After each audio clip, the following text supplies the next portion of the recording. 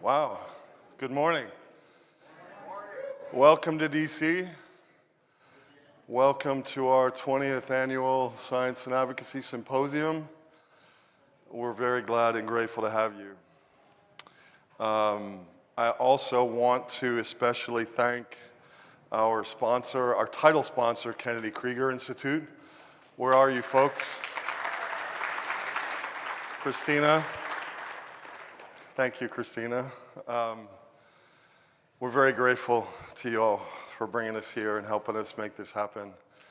And our other sponsors, as you can see in the program, so please go and visit them. Please go say hello and talk with them across the spectrum, and which, as you know, are outside there in the hallway. I want to give you just a little metaphor for the next 2 days, particularly, and a little background. So as I already mentioned, this is the 20th anniversary. It's the 20th, going into the 21st year of Unite to Fight Paralysis existence.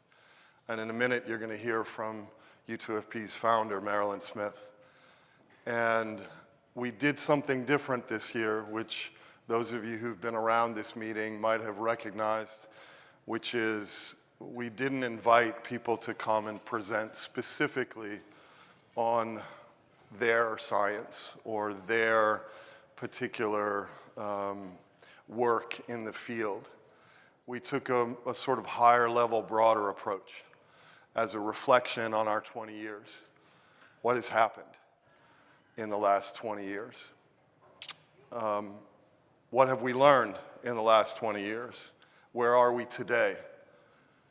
And then a little pause from our partners in industry and the FDA on that question, where are we today?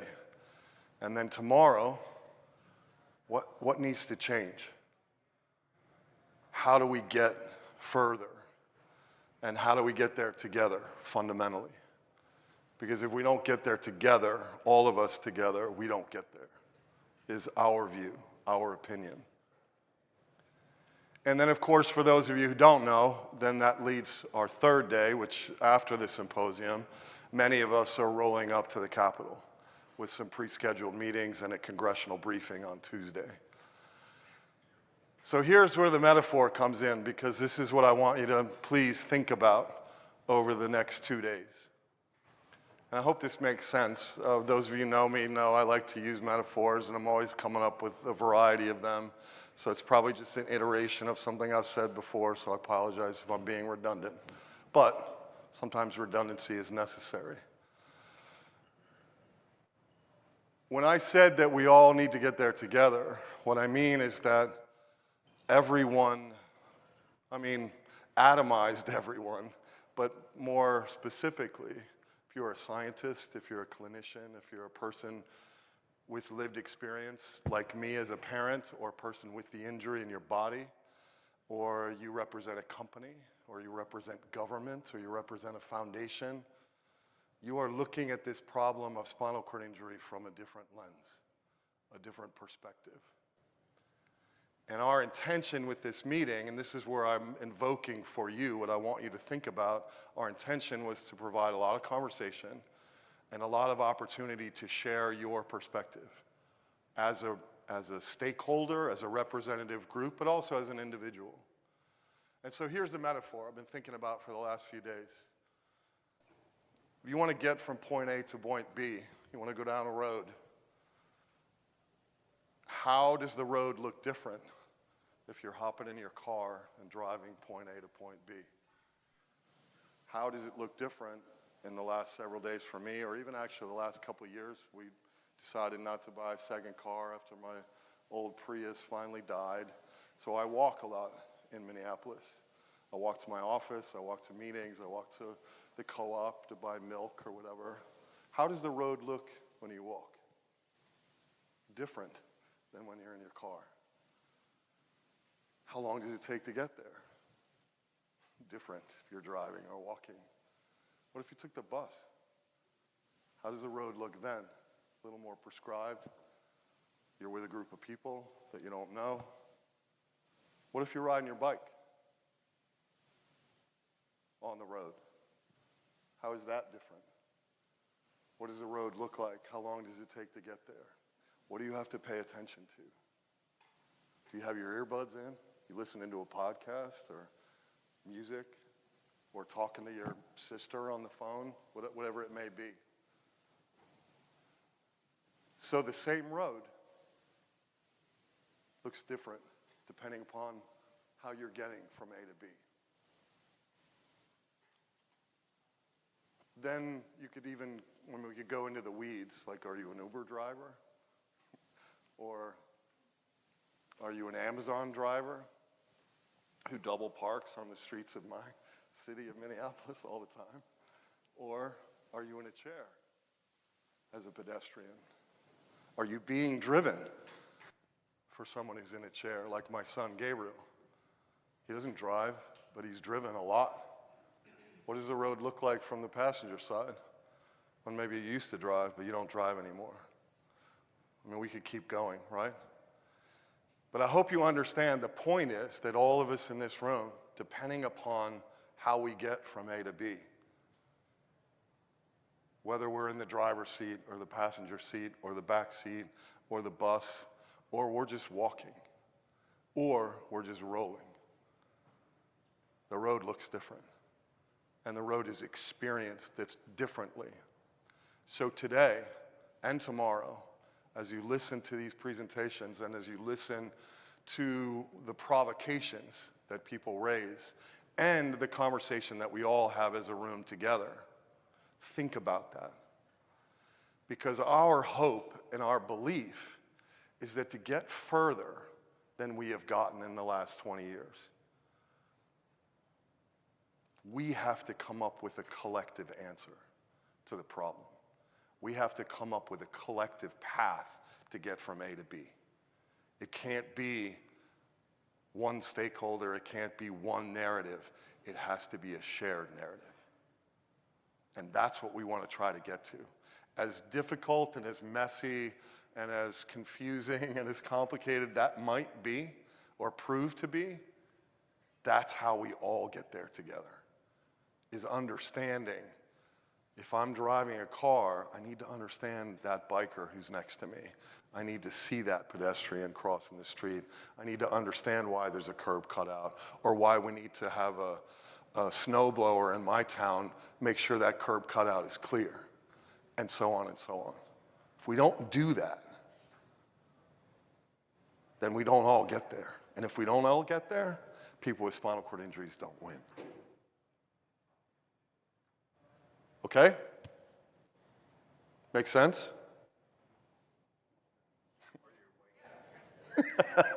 All right, good. I wasn't looking for clapping. I was just, I make sure that we got it. Maybe you just don't want to hear me keep talking if we didn't get it. Thank you again for being here. Throughout the day, you'll hear from me as we moderate the meeting, and a little bit later I'll make some more announcements, maybe answer some questions you might have. But right now I'd like to welcome our first speaker, which is Marilyn Smith. Marilyn is my predecessor, and I learned a lot from Marilyn, and in many ways Marilyn is why we're still here, having this meeting and doing this work. So please welcome Marilyn Smith.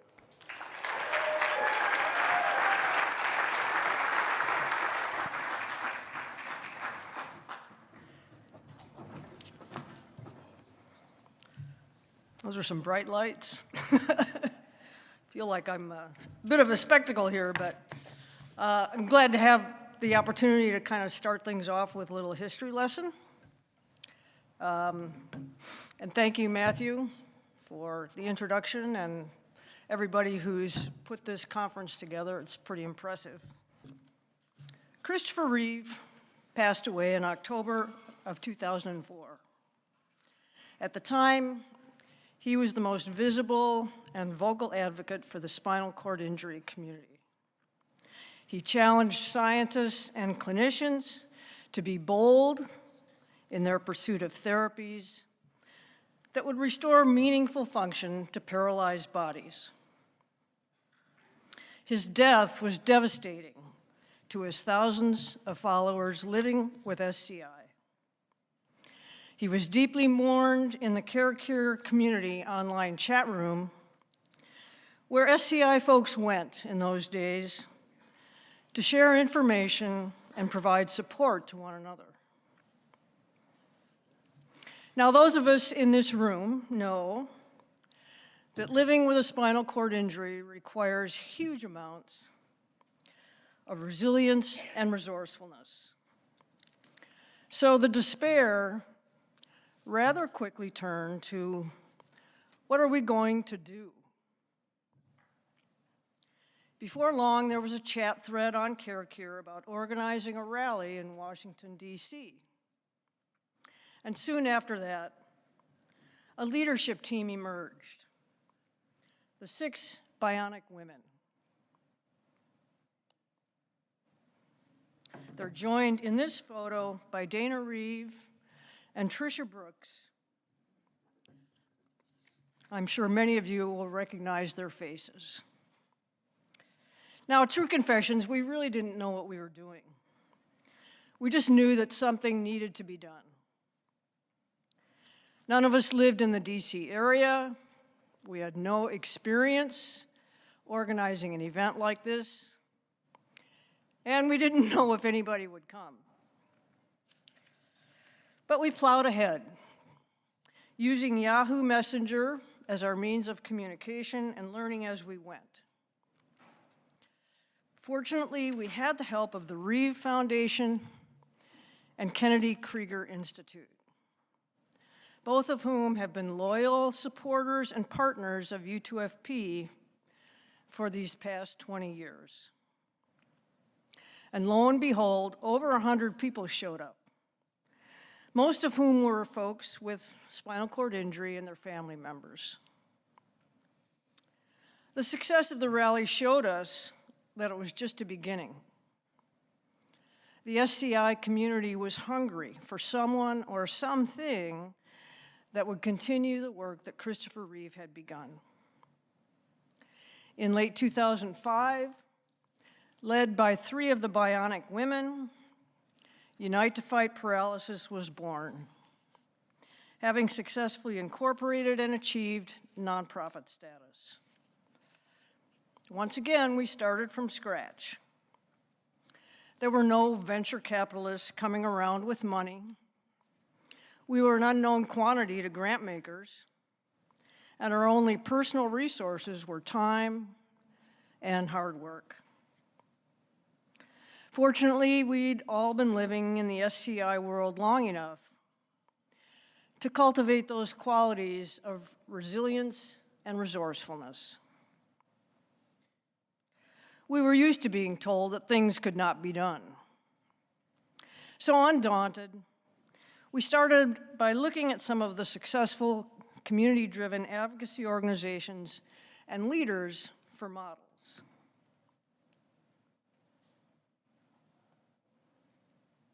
ACT UP, the legendary movement created by AIDS activists who understood that knowledge was indeed the key to power. We quickly realized that the SCI community needed to up its game if it wanted to achieve this level of respect and gain a seat at the table where decisions are made. Once again, the Reeve Foundation and KKI stepped up to help us organize a science and advocacy symposium. It was the spring of 2006, and this time we gathered for 3 days in Washington. The first day was dedicated to presentations on the current state of spinal cord injury research. Now, this is not a criticism of the speakers or the audience or the organizers, but it was a scene that was far different from what you will experience today. We had a distinguished list of speakers who shared highly technical, scientific information in a lecture-style format. The audience, again made up of people with SCI and their family members, struggled to process the details, and for the most part felt overwhelmed and intimidated. And the news from the scientific community was not good. At that point in time, research was largely focused on treating the acute injury, a disheartening reality for an audience of people living with chronic injuries. Toward the end, one speaker told us, "I'm sorry, but we really don't have anything for you." Finally, at the end of a long day, and in a moment that I'll always remember, a courageous Josh Basile spoke up and said, "With all due respect, this isn't good enough." While day one was a disappointing reality check, in hindsight, it was also a galvanizing moment. On days 2 and 3, we focused on advocacy training for our trip to Capitol Hill and held another outdoor rally. Once we got home, the conversations began in earnest about how to shape our fledgling organization to pursue the changes we wanted to see. Over the course of the next months and years, a vision began to take shape. In order to reach our goal of driving research and translation toward functional recovery for persons with chronic spinal cord injury, we identified a handful of initial objectives. Number one, seek out staff and board members with a personal connection to spinal cord injury. Number two, create educational resources and learning opportunities for all stakeholders in the field. While the SCI community needed to get educated about the state of the science, so too did the research community need to learn about the needs and desires of persons living with SCI. Number three, build respect for the expertise of persons with lived experience. Note that the PLEX designation did not even exist when U2FP began. It developed as a preferred alternative to patient and consumer. Number four, foster communication between scientists and persons with SCI. We talked to so many scientists who had never even met a person with a spinal cord injury. And number five, advocate for more research into treatments for the chronic injury. The Science and Advocacy Symposium became an annual event. Slowly but surely, U2FP gained value and legitimacy in the eyes of the greater SCI community. We transitioned from having to explain ourselves to potential speakers and sponsors to receiving requests from both of these groups to be part of the conference. After 3 years of relying on thousands of hours of volunteer labor, we could start paying our people. Kate Willett, a gifted writer whose husband has a spinal cord injury, began writing a live blog at the conference in order to reach a broader population. Eventually, Kate's blog led her to write a book that would help the community understand the scientific complexities of treating a spinal cord injury. Don't Call It a Miracle has been a lasting gift to the advocacy movement and is one of the great contributions to come out of the early days of Unite to Fight Paralysis. Published in 2015, the book endures as a fundamental resource in the toolbox for advocates. It is a key piece, along with this symposium, the CureCast podcast, and U2FP blogs and newsletters that have helped fulfill the goal for all of us to get educated. Education leads to empowerment. And in closing, I'd like to take a minute to recognize the influence of Justin Dart on the disability community and the ethos of Unite to Fight Paralysis. Born into a wealthy family in 1930, Dart contracted polio in 1948, just as he was starting college. He earned a degree in 1954, but the University of Houston refused to give him a teaching certificate because of his disability.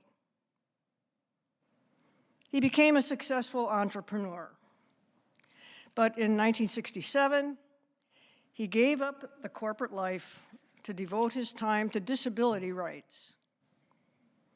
He spoke often of how the time he spent talking with others who were living with polio influenced him to change course. In the 1980s, Dart was serving as vice chair of the National Council on Disability. He and his wife took off on a Road to Freedom nationwide tour to meet with individuals with disabilities. For many of those people, it was the first time anyone had asked them what they wanted from their government and country. The experience led Dart and others on the council to craft legislation that would become the Americans with Disabilities Act. Thanks to his ongoing advocacy and conversations with the public that helped to secure passage of the legislation, Dart became known as the godfather of the ADA. Toward the end of his life, Dart was working on a political manifesto entitled A Revolution of Empowerment.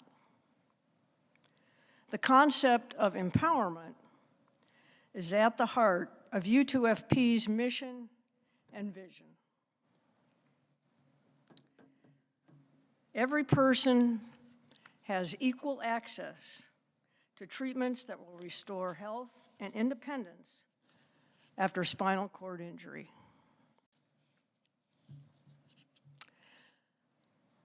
You know, we have a pretty extraordinary group of people in this room, and each of us has something to learn, and each of us has something to teach.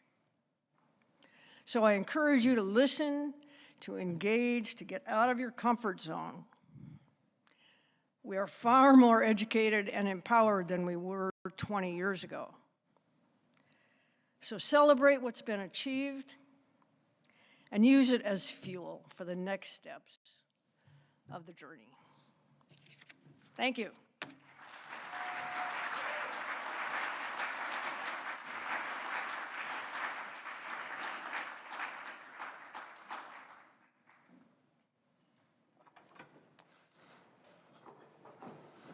Thank you, Marilyn.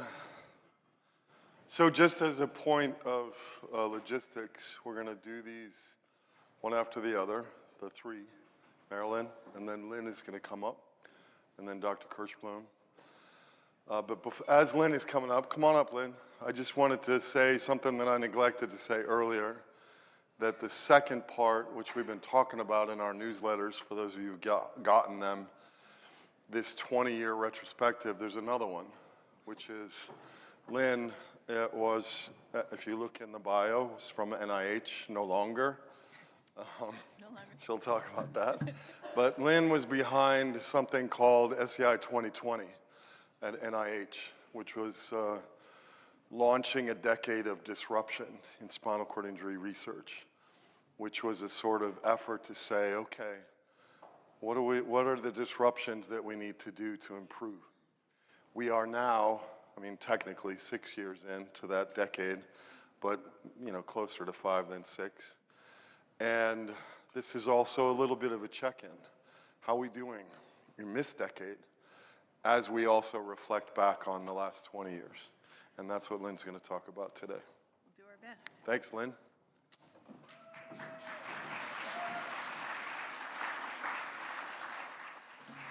All right. I also have to make sure I can find the microphone and move the slides forward. So thank you all for coming. This is such an important meeting for everybody. This is something I believe really strongly about, that bringing voices together is how we accomplish big things.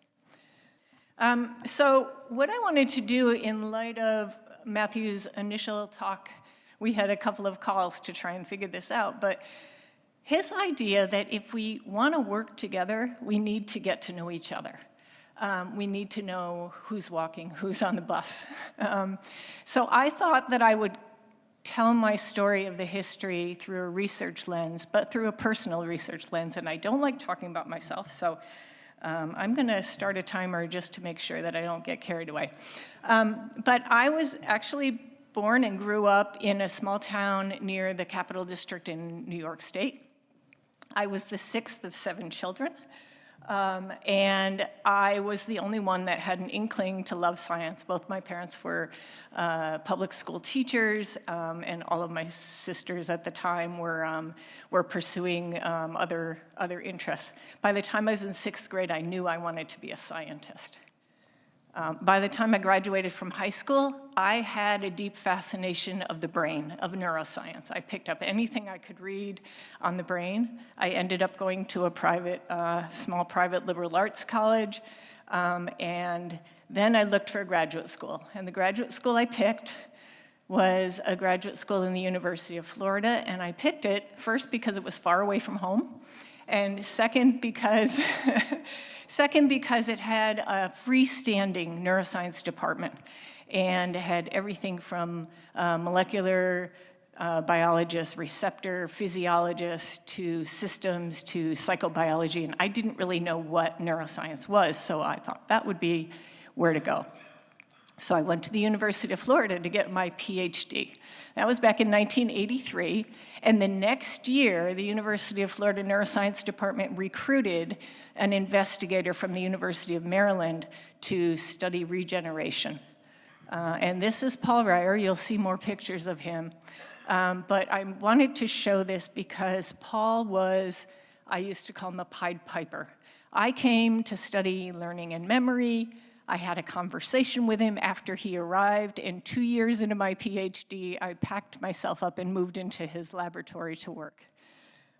This is me working in Paul Reier's lab, where I learned to do surgery, and I learned to really have a focus on trying to do something for people with spinal cord injury. Part of the reason to tell this story is that I had never in my life met or known anyone who had a spinal cord injury. If I did, they didn't tell me that. I think I knew a veteran who probably had a spinal cord injury, but all I knew was that he came to the church we went to and he was in a wheelchair. I never even asked him about it. So many scientists come into the field not dedicated to studying a specific disease, but simply because of the love of science. So where was the science? As Marilyn indicated, things had been moving along for a long time. And so I'm an older person, and I can tell you a little bit about where the science was when I started, which was back in the early days, in the 80s and 90s. Some barriers had been broken, and in particular, the idea that cells, neurons in the spinal cord could regrow after they were cut. I know for many of you that doesn't sound crazy, but it was crazy at the time. So there were labs that were studying the fact that the brain could change. Neuroplasticity was a thing in the adult CNS. There were labs looking at spinal cord axons and looking at regeneration, and spinal cord axons could regrow. There were folks that were looking at why axons don't grow in the adult. And it turns out that the adult spinal cord has a lot of inhibitory proteins. Many of you know these things, but to put yourself back to a time when these were new discoveries. And then finally, the idea that if you have a prior injury or you add something like a peripheral cell or you add a growth factor, that you can get an increase in axon growth. All of these things were coming together at the time that I was in graduate school. So on the right-hand side of this slide, what I want to show you are the people. And this is super important. If you want to connect with a generation of researchers, remember that they're connecting with people who are just amazing. So at the time I was in graduate school, this collection of folks, which included Marianne Murray, Michael Goldberger, Brad Stokes, Jerry Silver, Mary and Dick Bunge, Michael Beatty and Jackie Bresnahan, and Paul Ryer, they worked together. They were collaborative. They really focused on two aspects. One was the education of the next generation, and you'll see in this room a lot of senior people who were trained by this collection of people. They embraced us, not just my own advisor, but everybody. So we can grow and we can be more by planting the seeds for the next generation. Right before I graduated with my PhD, my advisor was invited by Bob Yant, who was running the American Paralysis Association in Southern California.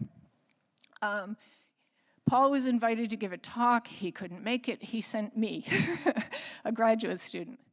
Bob Yant had sustained a spinal cord injury in a surfboard accident. He was the first person who talked to me in depth about the experience of sustaining a spinal cord injury. I was 27 years old. He took me to the bridge where we could overlook the sandbar where he had fallen. This made a big impression on me later when I was trying to decide what to do with my career. So what was going on in the landscape during this time? First of all, a lot of the nonprofit organizations were beginning to merge, from the PPA to the APA. These are all acronyms. The Christopher Reeve Foundation was formed, and then the Christopher and Dana Reeve Foundation, and then, of course, joining with Unite to Fight. NIH was supporting spinal cord injury research in the form of large centers of excellence across the country. The model systems, which is the clinical collection of data from folks that go to the model systems centers, had been going since the 70s. And then in 1990, the Americans with Disability Act was passed. So all of this was happening while I was being trained. And then in 1993, the NIH and the NINDS really did its first, as far as I know, I could be wrong, foray into supporting translational approaches to spinal cord injury problems. And they funded a program called the Multi-Animal Spinal Cord Injury Study. And the purpose of that program was to take multiple centers, get them to use the same injury model, the same outcome measures, speak the same language, and again, these were all just researchers. And from that was developed a study that used over 1,200 animals and studied 4 different compounds for acute spinal cord injury. The idea was this was the place where something would happen first. So from this, some of the scientific presentations you'll see may use a locomotor rating scale. One of the reasons that that was developed was because it was a way to identify how much tissue was left without having to do histology on an animal. So there was a correlation between the amount of damage that was done to the spinal cord and how well the animals walked over time. All right, so fast forward, I did a foray to study growth factors out in California, and then I came back to academia in 1995 and joined the faculty at Ohio State University. This was one of the places that had a long history of spinal cord injury research. It was a place I wanted to be, to return back to spinal cord injury research. I started as a research scientist. I went on to become an assistant professor, an associate professor, and I did a lot of research on rats and on mice, trying to model the spinal cord injury, trying to figure out how to get those cells that were blocking regeneration to stop doing that and promote regeneration as they would have in development or in a salamander. I got an early grant from the Christopher and Dana Reeve Foundation, and they had an annual symposium. And at the CDRF annual symposium was the second place where I was really touched by people who were living with spinal cord injury and why their needs were so important. And then in 2003, Christopher Reeve came to The Ohio State University for multiple reasons. He had been invited to speak at graduation, and he wanted to check and see what the rehab facilities were at Ohio State. But he took the time, the second day he was there, to meet with the researchers. This was unheard of, to meet with the researchers. And he came and he sat down and he sat us around the table, and I have to tell you, I will never forget the day, because he went around to each and every one of us who were junior or senior faculty, asked us what we were doing, corrected us on our own research that we had published, and then asked us why we weren't doing something with somebody else. Why aren't you working with the people in Israel? Why aren't you working with the people in California? Nothing is impossible, is what he said. There was a lot of excitement and a lot of hope. So I'm going to fast forward because I am watching my clock. And I'm just going to tell you that there was so much happening. There was so much happening at the individual laboratory level. In a silo of research, collaborations were increasing. Cell therapies were having their birth. Regeneration therapies were continuing to be tried, even going into some clinical trials. And clinical care had embraced the idea that neuroprotection is just the first step in trying to restore function.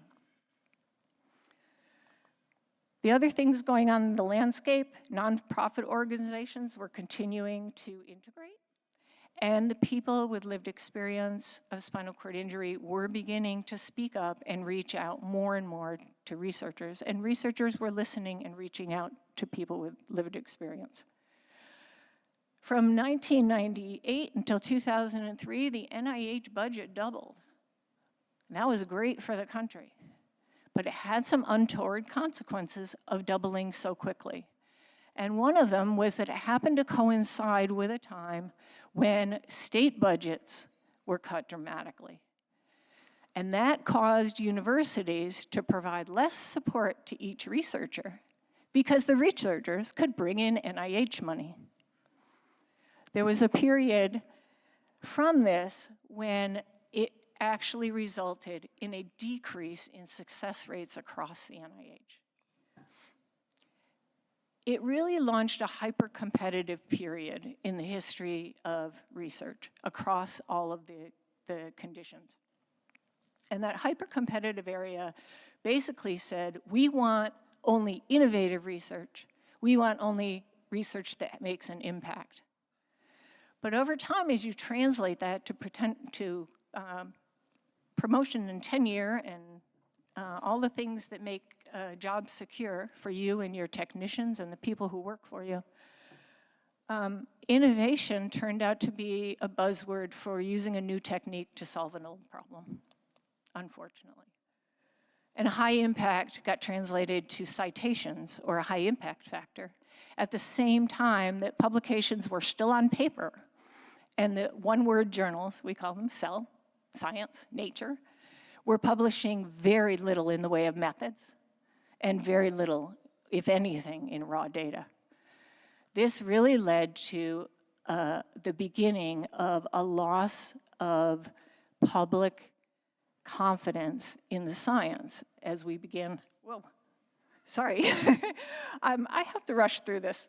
I have so much to say, but I do want to talk, before my time is up, about my move to NIH and how it took me a few years when I moved to NIH to learn everything there is to know about the NIH. One of the turning points for me at the NIH in those first few years was going to a meeting in Vancouver called Praxis. In the Praxis meeting, at that meeting, we learned that in order to translate for spinal cord injury, we need to work together. So I came back to the NIH. I said, that's my own timer, which I wasn't following.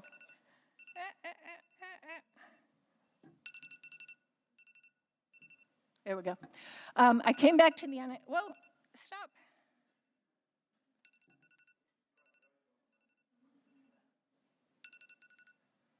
All right, I got it off. All right, so we're getting to what Matthew wanted me to be sure to talk about, which was why I came up with putting together a meeting called SCI 2020. And what I was looking for was accountability from everyone. I wanted everyone to come together and break down the silos that had been built, recognizing that researchers came and were raised through silos of research. People living with spinal cord injury were raised and working together in silos of spinal cord injury. Clinicians, industry, everybody was working separately. So the idea was to bring everybody together, put them all on the same panels, break down those silos. So the purpose of SCI 2020 was to spend 2 whole days identifying where we were in the science, identifying what needed to be solved next, and getting people to know each other and get together. The publication that came out of this meeting, I just reread again last night, and it was really, really full of ideas and directions to go into from the scientific standpoint. Every breakout group identified gaps in research. Most of the breakouts emphasized getting together, bringing the data together, doing big observational studies. And the people with lived experience had recommendations on every single one of those topic areas. The North American spinal cord injury community had some specific requirements, asked us to align our research activities better with the priorities of people living with spinal cord injury. Include people living with spinal cord injury in every phase of research, develop a more common terminology and language. What does translation mean in all of these different communities? Create greater urgency for therapies and increase the investment in translational research. So our question over the next day and a half is, how is it going? I think that there are a number of examples of things that have started. I think that the cross-education that has been created with the Lab Rats program and the educational training program has been outstanding. I think that there are beginnings of large collaborative projects that cross the different areas. So I just want to end with this slide saying, as we go forward in the next few days, just remember it takes a team. Everyone has a story. Maybe too long a story. Everyone has a story. Everyone has a way they came into this, but we're all in the room together today because we want to work together to make things move forward. And with that, I thank you for your time.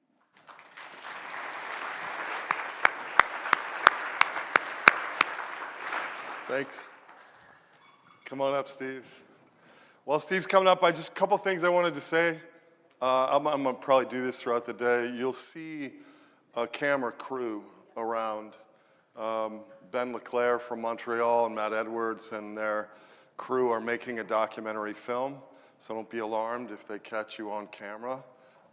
You all did sign a waiver, just as a reminder. And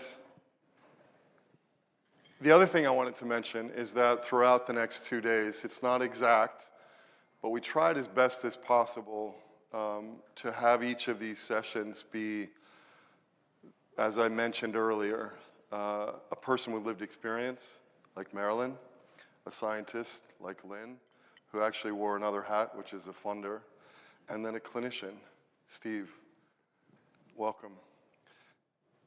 Trying to, again, infuse and evoke this need to look at the same question, look at the same problem, look at the same opportunity from a different lens.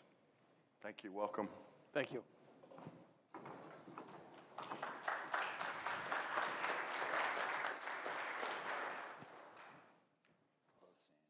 Okay, July 1st, 1990. Quick show of hands.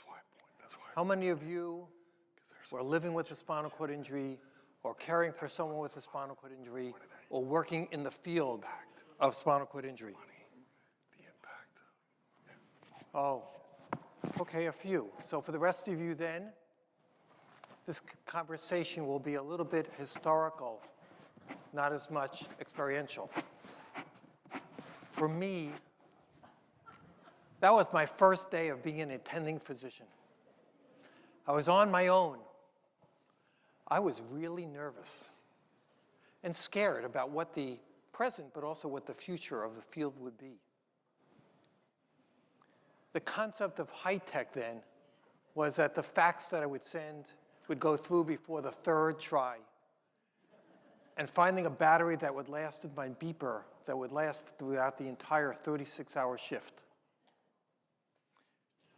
We wrote our notes in the medical record, and we paged our consultants in hope that they would call back. Since then, there have been so many changes, things that affected people's lives and lessons that I've learned that shows that the work that we have all done have meaning. I will follow in the lead of the first two speakers, and thank you very much for giving that historical context. But I will focus on spinal cord injury care, some rehabilitation, but give a little vision of mine for the future. Some of the changes have been brilliant. Some have been a bit humbling. But I think that it shows us that science evolves. Practice makes progress, but still not perfect. Let's start with steroids. Methylprednisolone was the standard of care back in 1990s. As a clinician, if you didn't prescribe methylprednisolone for someone who was injured and stabilized within 8 hours, you were looking over your shoulder for a possible malpractice case. And in truth, the media played an important role in this. But then more information came out. Complications, infections, gastrointestinal side effects, and unclear that there was even neurologic recovery. And all of a sudden, the silver bullet became a cautionary tale. But yet, even today, current guidelines from different organizations differ. Some say it's an option. Others recommend strongly against using it. It's a sign that as science changes, consensus truly takes some time. Back in the early 1990s, early surgery meant sometime this week after injury, when the operating room and the surgeon were free. Even in the late 1990s, well-known experts in the field stated in their article that early surgery, then defined as within 72 hours, was not effective for neurologic recovery. But time changes things. Then learned the concept of time is spine, and early surgery is recommended within 24 hours, and yes, even within 12 hours.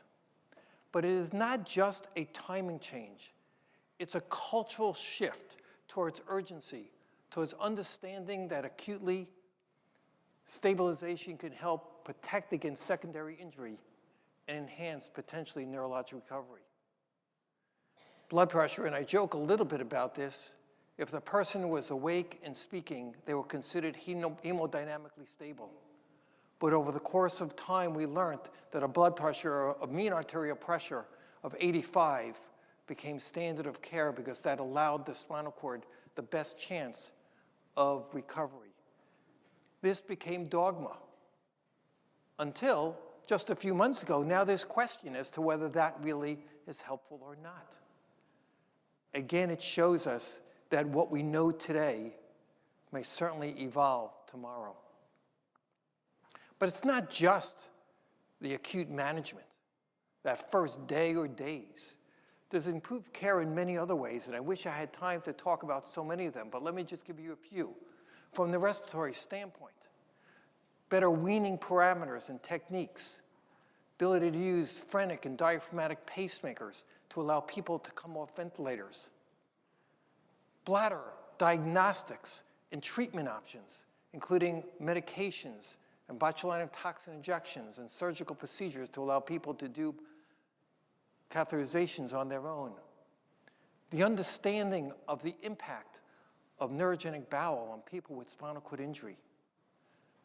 Newer treatments, anal irrigation, when you can operate and for surgical interventions to enhance the quality of life. We have a much broader understanding of the autonomic nervous system. Not just that it impacts orthostatic hypotension or autonomic dysreflexia, but the impact that the autonomic nervous system can have on so much that happens after a spinal cord injury. And spasticity management, pharmacological interventions, botulinum toxin injections, intrathecal baclofen, and newer cryoneurolysis. All of these collectively have made a very important change over the course of time, which is that it's not just about survival focused, but ways in which to enhance function, participation, and quality of life for people with spinal cord injury. Epidemiology has changed in spinal cord injury. The typical person who was injured in the 1990s was a young male who had a motor vehicle accident, and that term was then changed to motor vehicle crash, or violence, or diving accident. But now, more typically, we see older individuals with fall as the cause. And thankfully, in the United States, violence is way down. In terms of severity of injury, this has dramatically changed. In the 1990s, neurologically complete tetraplegia with the poorest prognosis for recovery was the #1 residual classification for people with spinal cord injury. Today, it is the least common. This has reshaped prevention programs, rehabilitation programs, discharge planning, and long-term life skills. But it also tells us that spinal cord injury is not just one story, it's many stories, and we have to be able to impact all of them. Public awareness, both speakers spoke about this. Public awareness in the 1990s truly changed. And this was because of celebrities that then was out in the open. First, Dennis Bird, who had a spinal cord injury. He played for the New York Jets. Then a book and a movie was written, Rise and Walk. But no doubt, as mentioned before, was Christopher Reeve's spinal cord injury in 1995 that seemed to make the world pay attention. His courage reframed spinal cord injury from tragedy to resilience, from limitations to possibility, to potential, to participation. From people who were ashamed at times, they would tell me, to go out in public, to now feel part of a group and not be embarrassed to go out. To this day, he makes a difference. Not just from a historical standpoint. There are people that come to Kessler and will ask me, was this Christopher Reeve's room? Or they'll say, if he can do it, I can do it as well. This was no doubt a fascinating time. You've heard about it for the field of spinal cord injury, but also for me. Taking care of him after his accident at Kessler and afterwards was truly a watershed moment in my life and in my career. The medical complexity of his case, the resultant challenges, and yes, the pressure of providing care under the glare of the media spotlight, especially as a young physician, was truly a learning experience.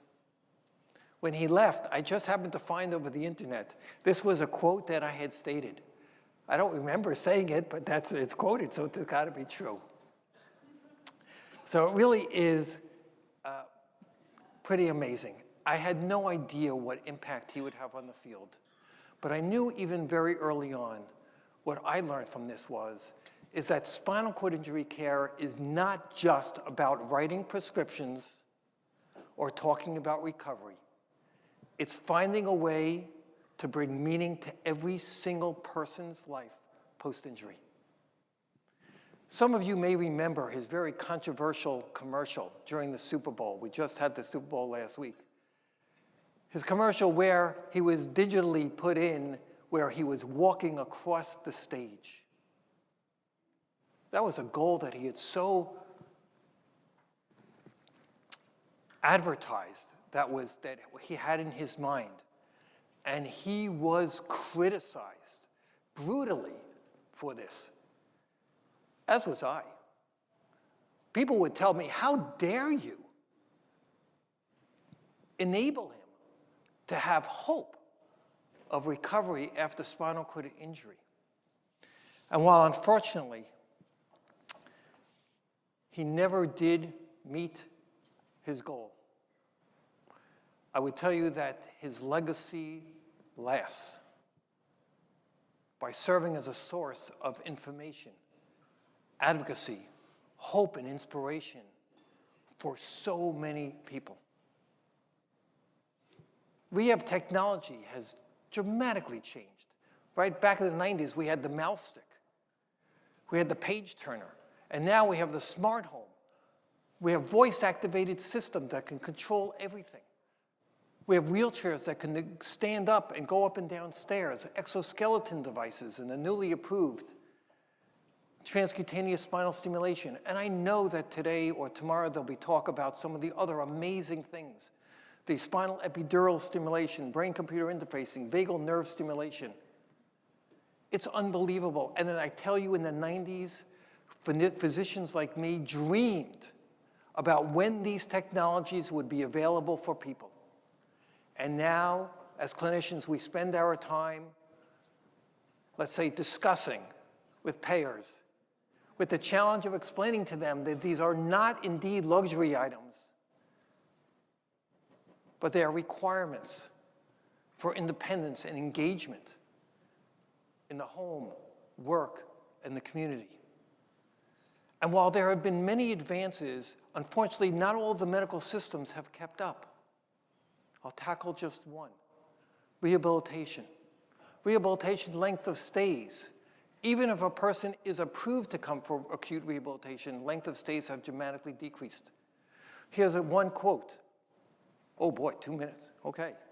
Okay, for persons with complete tetraplegia, length of stays decreased from 98 days to 52 days, while acute care stays have remained mostly the same. I ask you, is that enough time for physical and emotional adaptation, for specialty spinal cord injury care, for education, peer support, for adjustments and getting ready to go home? Going home takes modifications that are much more than just a ramp. It takes time, effort, money. So often people are going home and unable to sleep with their loved ones, having to bathe in the kitchen or go to a hotel. It's too early sometimes for even medical complications for us to treat, to even present themselves, like heterotopic ossification, spasticity, autonomic dysreflexia. And this causes people to then have to go to the hospital, to the emergency rooms, or be rehospitalized, which causes emotional distress on the patients and the family. Yes, much has changed, much more than just my graying over time, right? The mobile phone of the day certainly wasn't smart. And Zoom was a television show, and now where I spend so much of my day. We had no social media, we had no internet, we had no email. We actually had to talk to people directly, like we're doing today. But I will tell you, we have had amazing advances. But if we were to ask me what was the most important advance we've had in clinical care over the course of time, I'll surprise you, but it's this. It's the dogmas that were questioned, that I was taught and that I taught others early in my career, that the spinal cord cannot recover, or that the early time post-injury is the only time that recovery could be expected. I know you're going to hear that that is not completely clear. 0 minutes, okay. I'll be done in a minute then. If I were to fax myself, that young guy, that scared guy, with the knowledge I have now, here is what I would tell myself. You'd be proud of what we have been able to change, but please don't forget what really matters. Right? The essential purpose of spinal cord care has not and should not change. It's rebuilding lives with independence, meaning, and hope. It's nurturing resilience. It's working with people. It's having empathy. It's recognizing that spinal cord care is not just about treating the injury, but working and walking alongside the people that we're dealing with. So as I look ahead towards the next decade, I'm really very hopeful of tremendous things that will take place. But I'm reminded of a quote of Jonathan Sachs that says, "Hope is the belief that together we can make things better." But hope is not just passive optimism. It's the belief, it's the commitment, it's the dedication to build a better future, even when sometimes that path seems somewhat unclear. And I think that the future of spinal cord injury medicine is much more than innovation and scientific progress. It's the building hope, one life, one moment, one connection at a time. And that responsibility is all of ours. Thank you very much.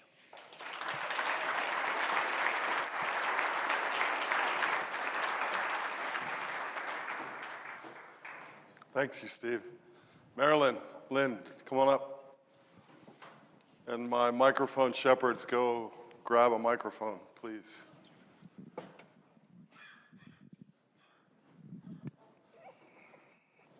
Oh, thank you, Steve. I forgot to grab that.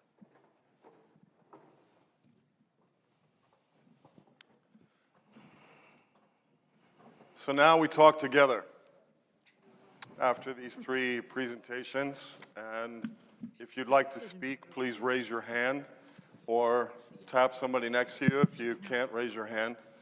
And wait for a microphone to come, because we do have folks tuned in the live stream, so they won't be able to hear you or the folks in the room. Come on, Tommy, come on up. I'm going to steal. You guys are going to have to share. That's fine. Okay? Can you share? Yeah. I mean, after what Steve just said. Hi, over here to your left.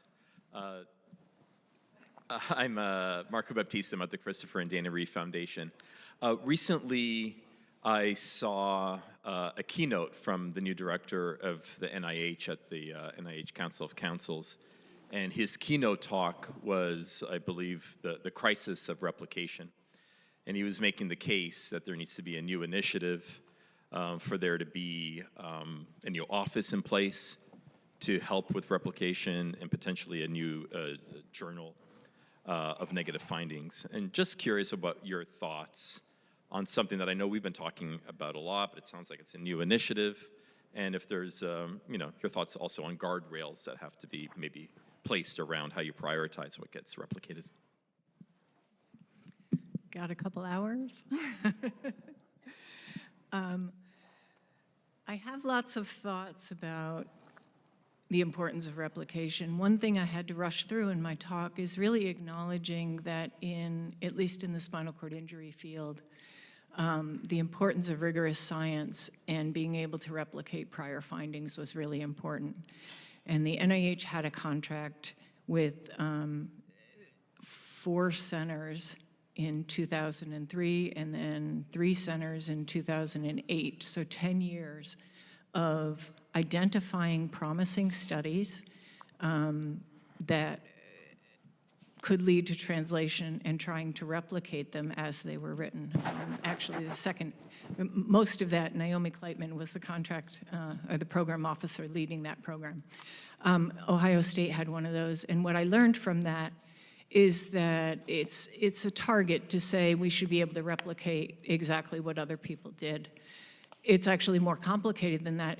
The more complicated your models get, the more difficult it is to actually replicate what they did. And that it really isn't, science isn't really, the focus isn't doing exactly what somebody else did and getting the same answer.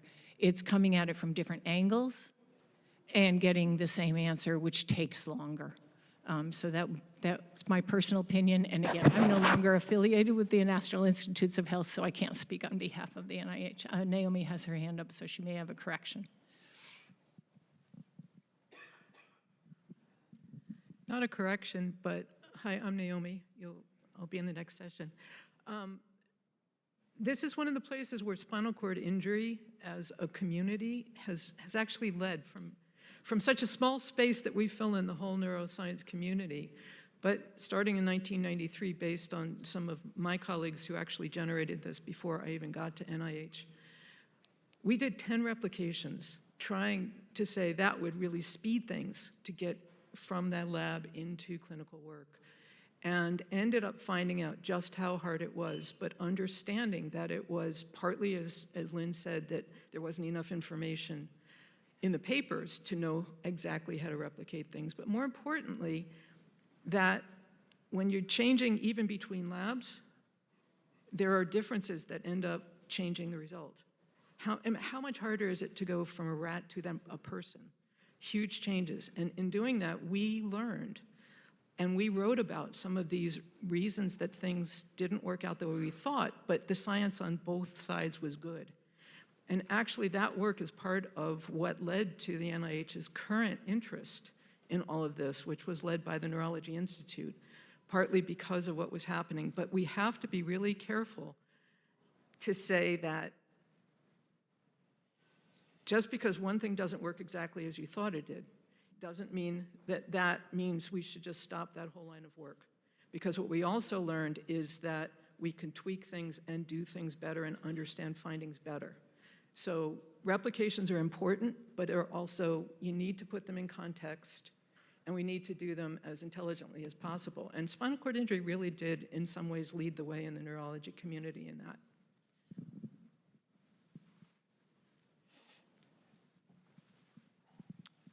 Tommy or Jim? Monica? Make me walk all the way up. Thanks. Thank you very much for the wonderful presentations and history. I have a question for Steve in particular, about the assessments of our patients with spinal cord injury. If you look at the field, over time, the technology has advanced quite a lot, as you mentioned. And, our clinical assessments, for example, the INSCI exam that assess the level of the injury, the severity of the injury, we all know is extremely important. However, we also have a number of publications that have shown repeatedly that we can have more sensitive measurements, complement the exams, and that can help us with simple facts, like detecting asymmetries, for example, that the INSCI exam cannot detect. Why is it taking us so long to implement or complement some of those technologies? And I'm talking about easy technology. I'm not talking about using transcranial magnetic stimulation, for example, which is complex, expensive. I'm talking about simple methodologies and technologies. So, Steve, or for every one of the panelists, why is it taking us so long as a field, perhaps, to complement, to introduce methodologies that we have repeated evidence that could be helpful? Anyway, I would love to know your perspective. That is such a critically important question. I will say, I think that I heard two things, and or at least I'll answer two things, and hopefully that they drive. One is, one of the points that I made is that things take time, and they take sometimes too much time for them to change, and I think certainly when it comes to other ways of determining extent of injury, like you had mentioned, and the great work that you're doing as well, still not enough people are doing it. They don't know how to do it, and therefore, out of sight, out of mind, or if I'm not doing it, it's therefore not the better way to doing it. I also think that we're really at a critical time period where the amount of knowledge we're gaining coming through the research that's taking place in clinical models will really make us rethink. And I imagine I may get in trouble afterwards, but that's okay. Rethink some of the terminology that we even have. This idea of complete versus incomplete injury. I think that it worked a lot easier when we had a little bit less understanding of specifics, and I credit people that are in this room in terms of looking at discomplete, what that means. But I think that we really need to have a really good breakdown for ourselves as clinicians, for researchers to work with in terms of models, but also for discussing with patients. And this is the last point I'll make on this, I really hesitate using the same terminology that I used to use even 5 years ago when talking to patients about their prognosis for injury. Certainly I'm going to be clear of what they should expect in the short term. But I think that it's one of the things I very much look forward to in terms of having better diagnostic tools, better understanding across the board, and also more communication between the researcher and the clinician, that they're studying and talking about the same thing. Thank you. We have a question in the back. 1 second, Tommy. I just want to interject.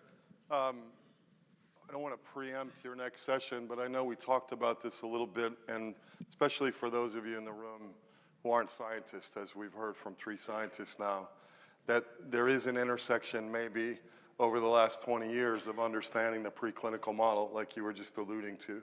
So the model that you use, that scientists use in animals. For all its flaws and limitations, because it's not perfect, but it's been these decades of refining that animal model of spinal cord injury. And now, I think the question is, and I think the question you're answering, is how do we now refine the model in humans? How do we measure what we need to measure? How do we understand what those measures are? That's that, just again, to unpack a little bit the conversation you just heard, is that's where we were without a model for spinal cord injury, developing that, having consensus in that across labs to understand what you're doing in an animal to try to reflect or predict what you can see in a human. Now that that knowledge has been experienced, now the next job, or the job that we are in the midst of, is to figure out, okay, well, what does that look like in a human being?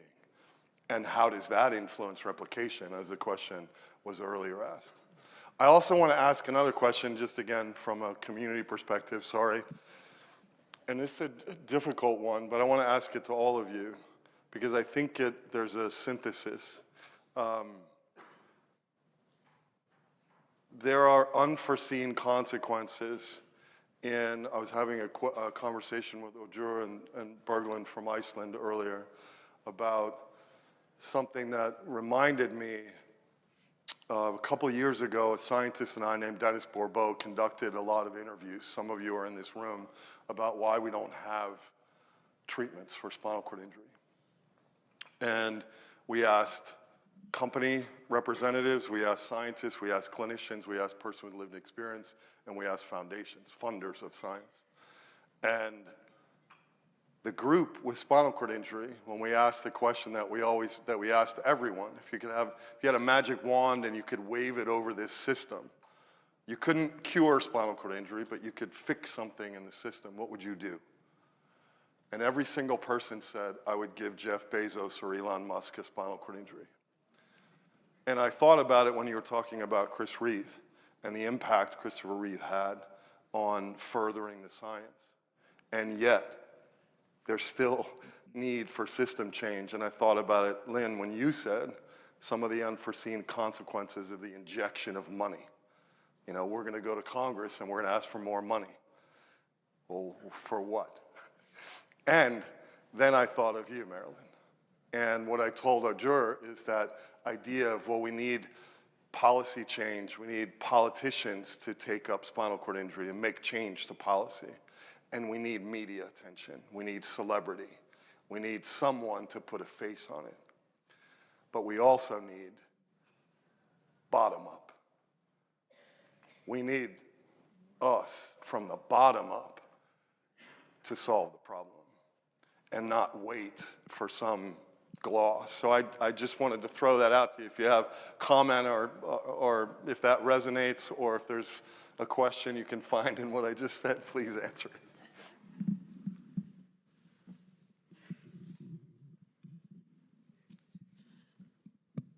Well, I think the idea of bottom-up is really central to what got U2FP started, and the belief that as a group, the spinal cord injury community, you don't have to be celebrities, you don't have to be rich and famous, that collectively you can educate yourself and empower yourself, and in doing so, you will be heard by the people who are in power, whether it's funders, whether it's legislators, whatever arena you choose to work in.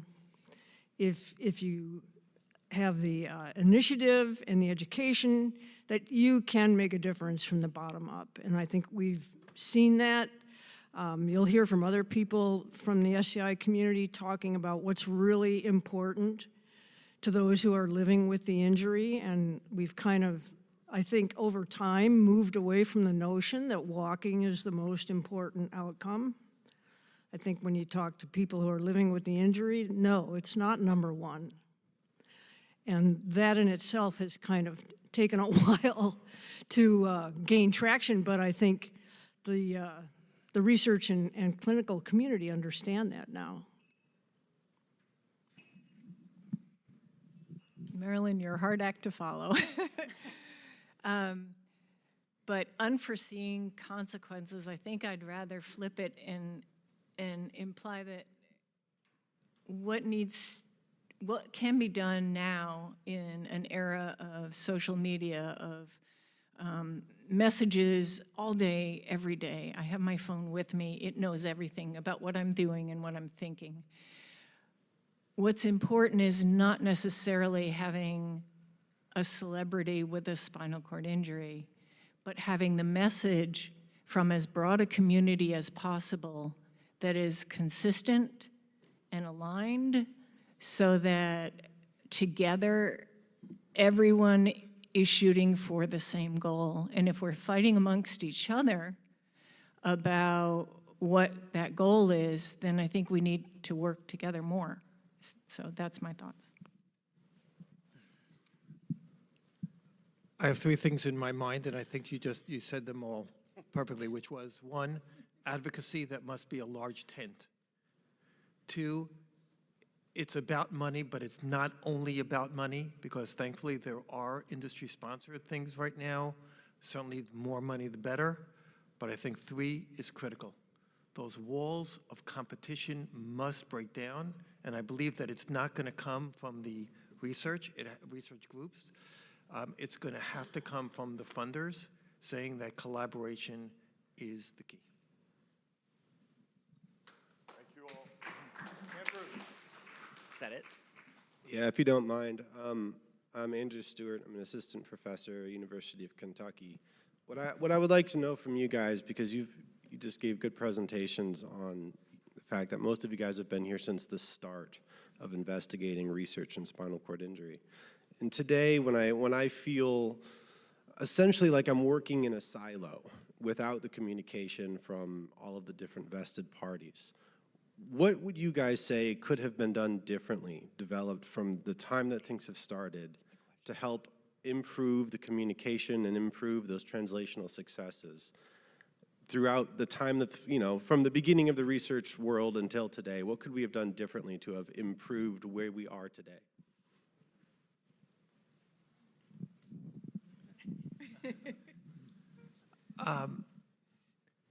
My personality is never looking back, but is always looking forward.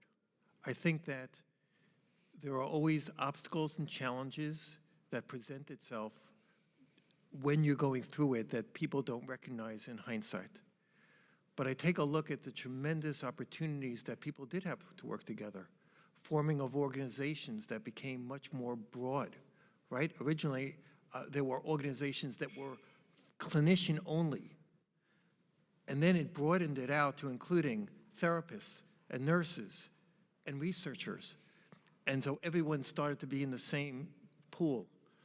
There were organizations that expanded their tents in allowing other people to collaborate. It took more time, but remember that in those days, you know, I'm just recalling, I'm on the International Standards Committee. You couldn't email each other. You met once a year to discuss what was happening. Otherwise, you wrote letters. But you couldn't have your Zoom meeting. So there were reasons why things took so much longer.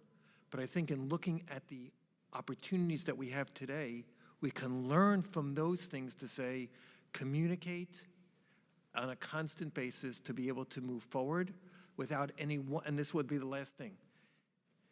I think one of the biggest mistakes of the past was someone had to be on top. Someone had to be at the top of the podium winning that gold. But I think that if we all recognize if we achieve things faster, the field and the people we care for, that will be the biggest prize.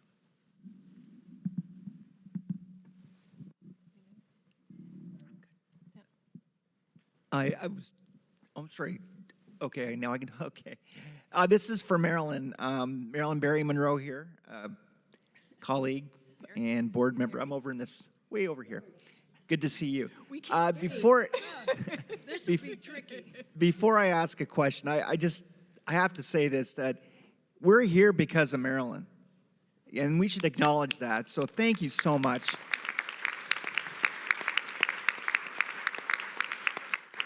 And I know you hate that, and that's why I did that. So, actually, I just want to expand on that last question directly to you, Marilyn. What would you have done differently? And not so much in a regretful way, but what would you think you would have done differently back then to bring us to this point today? Well, I'm kind of like Steve. I don't look back with, with regret. I think we were kind of limited with the tools that we had when we started out. I mentioned in my talk that we really didn't have any resources other than our own sweat equity. I think if we'd had the communication tools that we have today, that could have expedited the work that we were able to do. If we'd had more funding, that could have expedited things as well. But honestly, I think in hindsight, I don't regret any of the paths that we chose. We did the best that we could. We looked at, I mentioned, a few of the motivational groups and individuals that we studied, and I think given the tools that we had to work with in the beginning, I really wouldn't change anything. I think part of me wishes we'd connected earlier with the research community and some of the other organizations in the field. But again, we were kind of limited by our own resources. So, good question though. One more quick one. Do we have one more? Okay. Yeah, it's kind of the same way. My name is Candace Floyd. I'm a professor at Emory University. I run a PIG lab, a translational PIG lab for spinal cord injury. We have persons with lived experience meet weekly on our team. We try to incorporate bowel and bladder and, pain and all these other aspects in addition to locomotion. So what's the one thing that my translational team can do that will take us into the next 10 years and really make a difference? One thing. You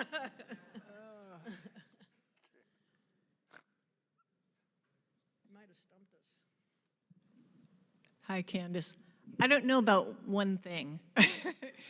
I think that, and I don't want this to be a flattery thing, but you have always worked to do all the things with the rigor and collaboration that's important. I think everyone in this room should recognize that because we are in the information age and because it is possible to communicate easily and to get answers to quick questions easily, that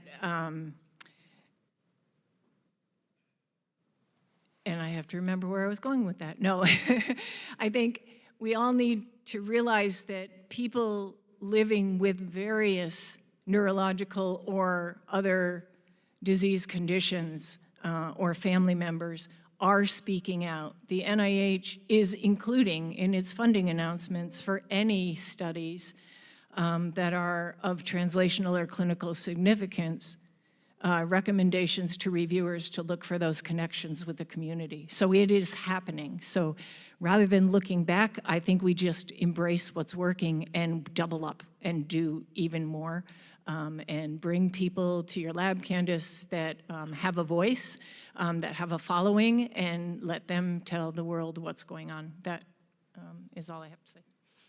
Okay. Thank you all. Thanks, Marilyn. Thanks, Lynn. Thanks, Steve. Thank you. Well done, team. Sorry. Yeah,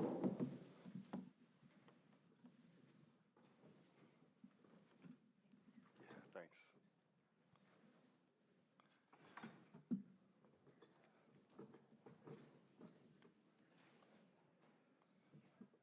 Somebody's phone. Marilyn or Lynn, maybe? I'll come find you. So now we get into session two, the next question, which is, oh, is it break time? Oh my, do you need a break? Just kidding. Go ahead and take a break, we'll come back. Thank you. Oh, couple things. Wi-Fi password, I was told to announce, is U2FP 2026. U2FP all caps, right? It's in the program. Find it in the program.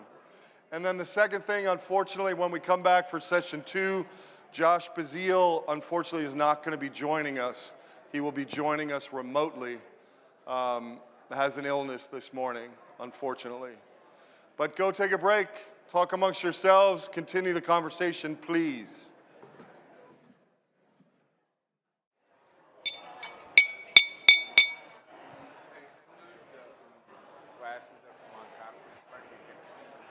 Oh, yeah. Okay.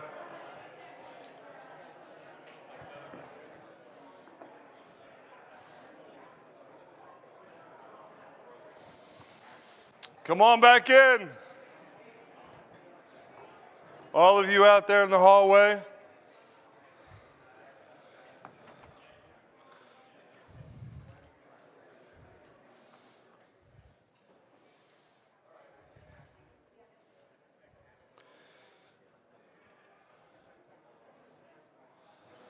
And as you're coming in, a couple of quick announcements, and one is a sort of preparation.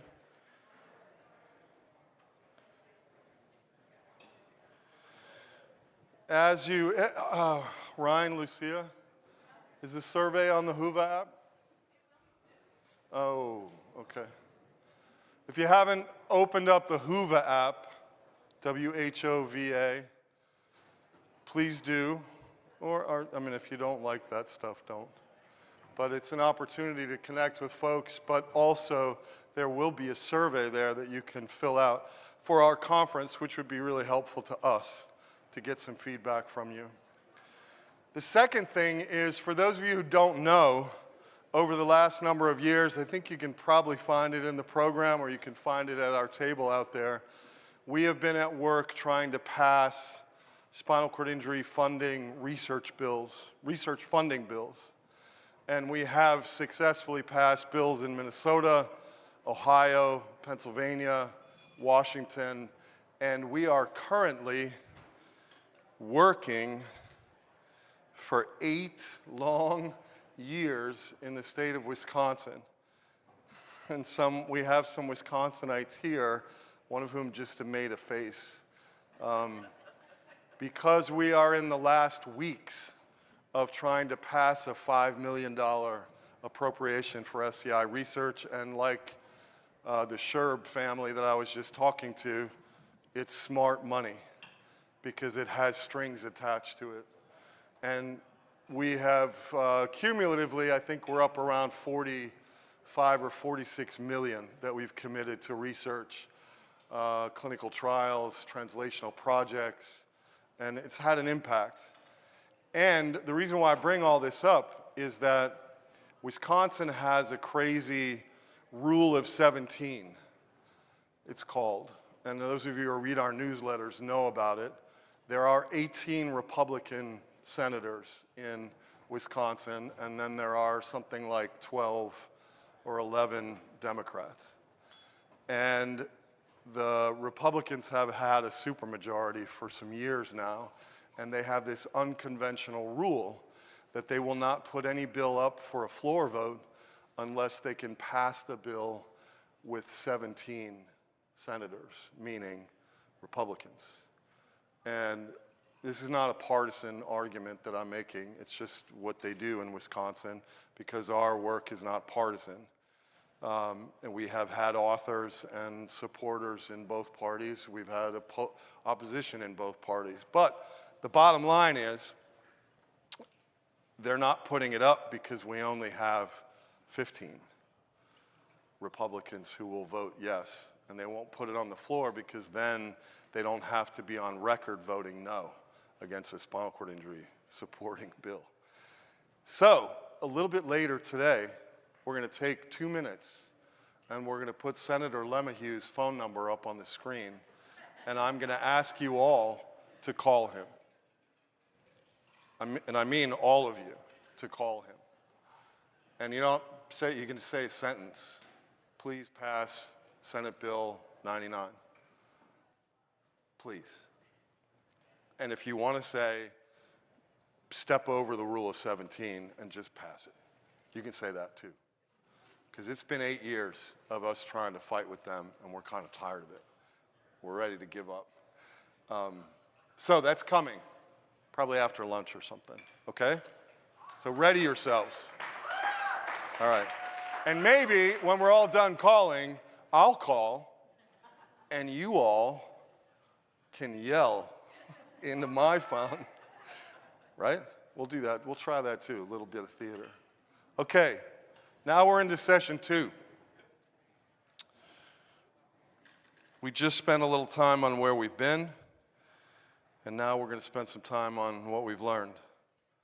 And I'd like to welcome Dr. Jim Guest, who's been around long enough to maybe suggest some things that we have learned in the last number of decades. Please welcome Jim Guest. Thanks.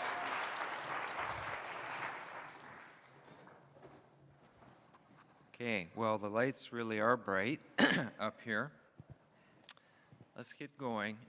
So what I'd like to do in the time that I have is very briefly talk about spinal cord injury therapeutics, the past, the present, and future, basically a 30-year perspective.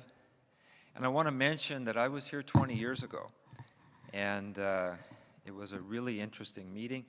And at that time, I talked about hope and reality in spinal cord injury clinical trials, and I would like to show you some of the reality that has accumulated over that period of time. The other thing that I want to talk about is that spinal cord injury therapeutics are not developed in isolation.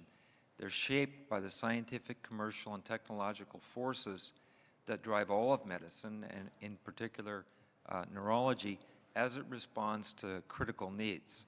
And so understanding this pattern helps us anticipate where the field is heading next.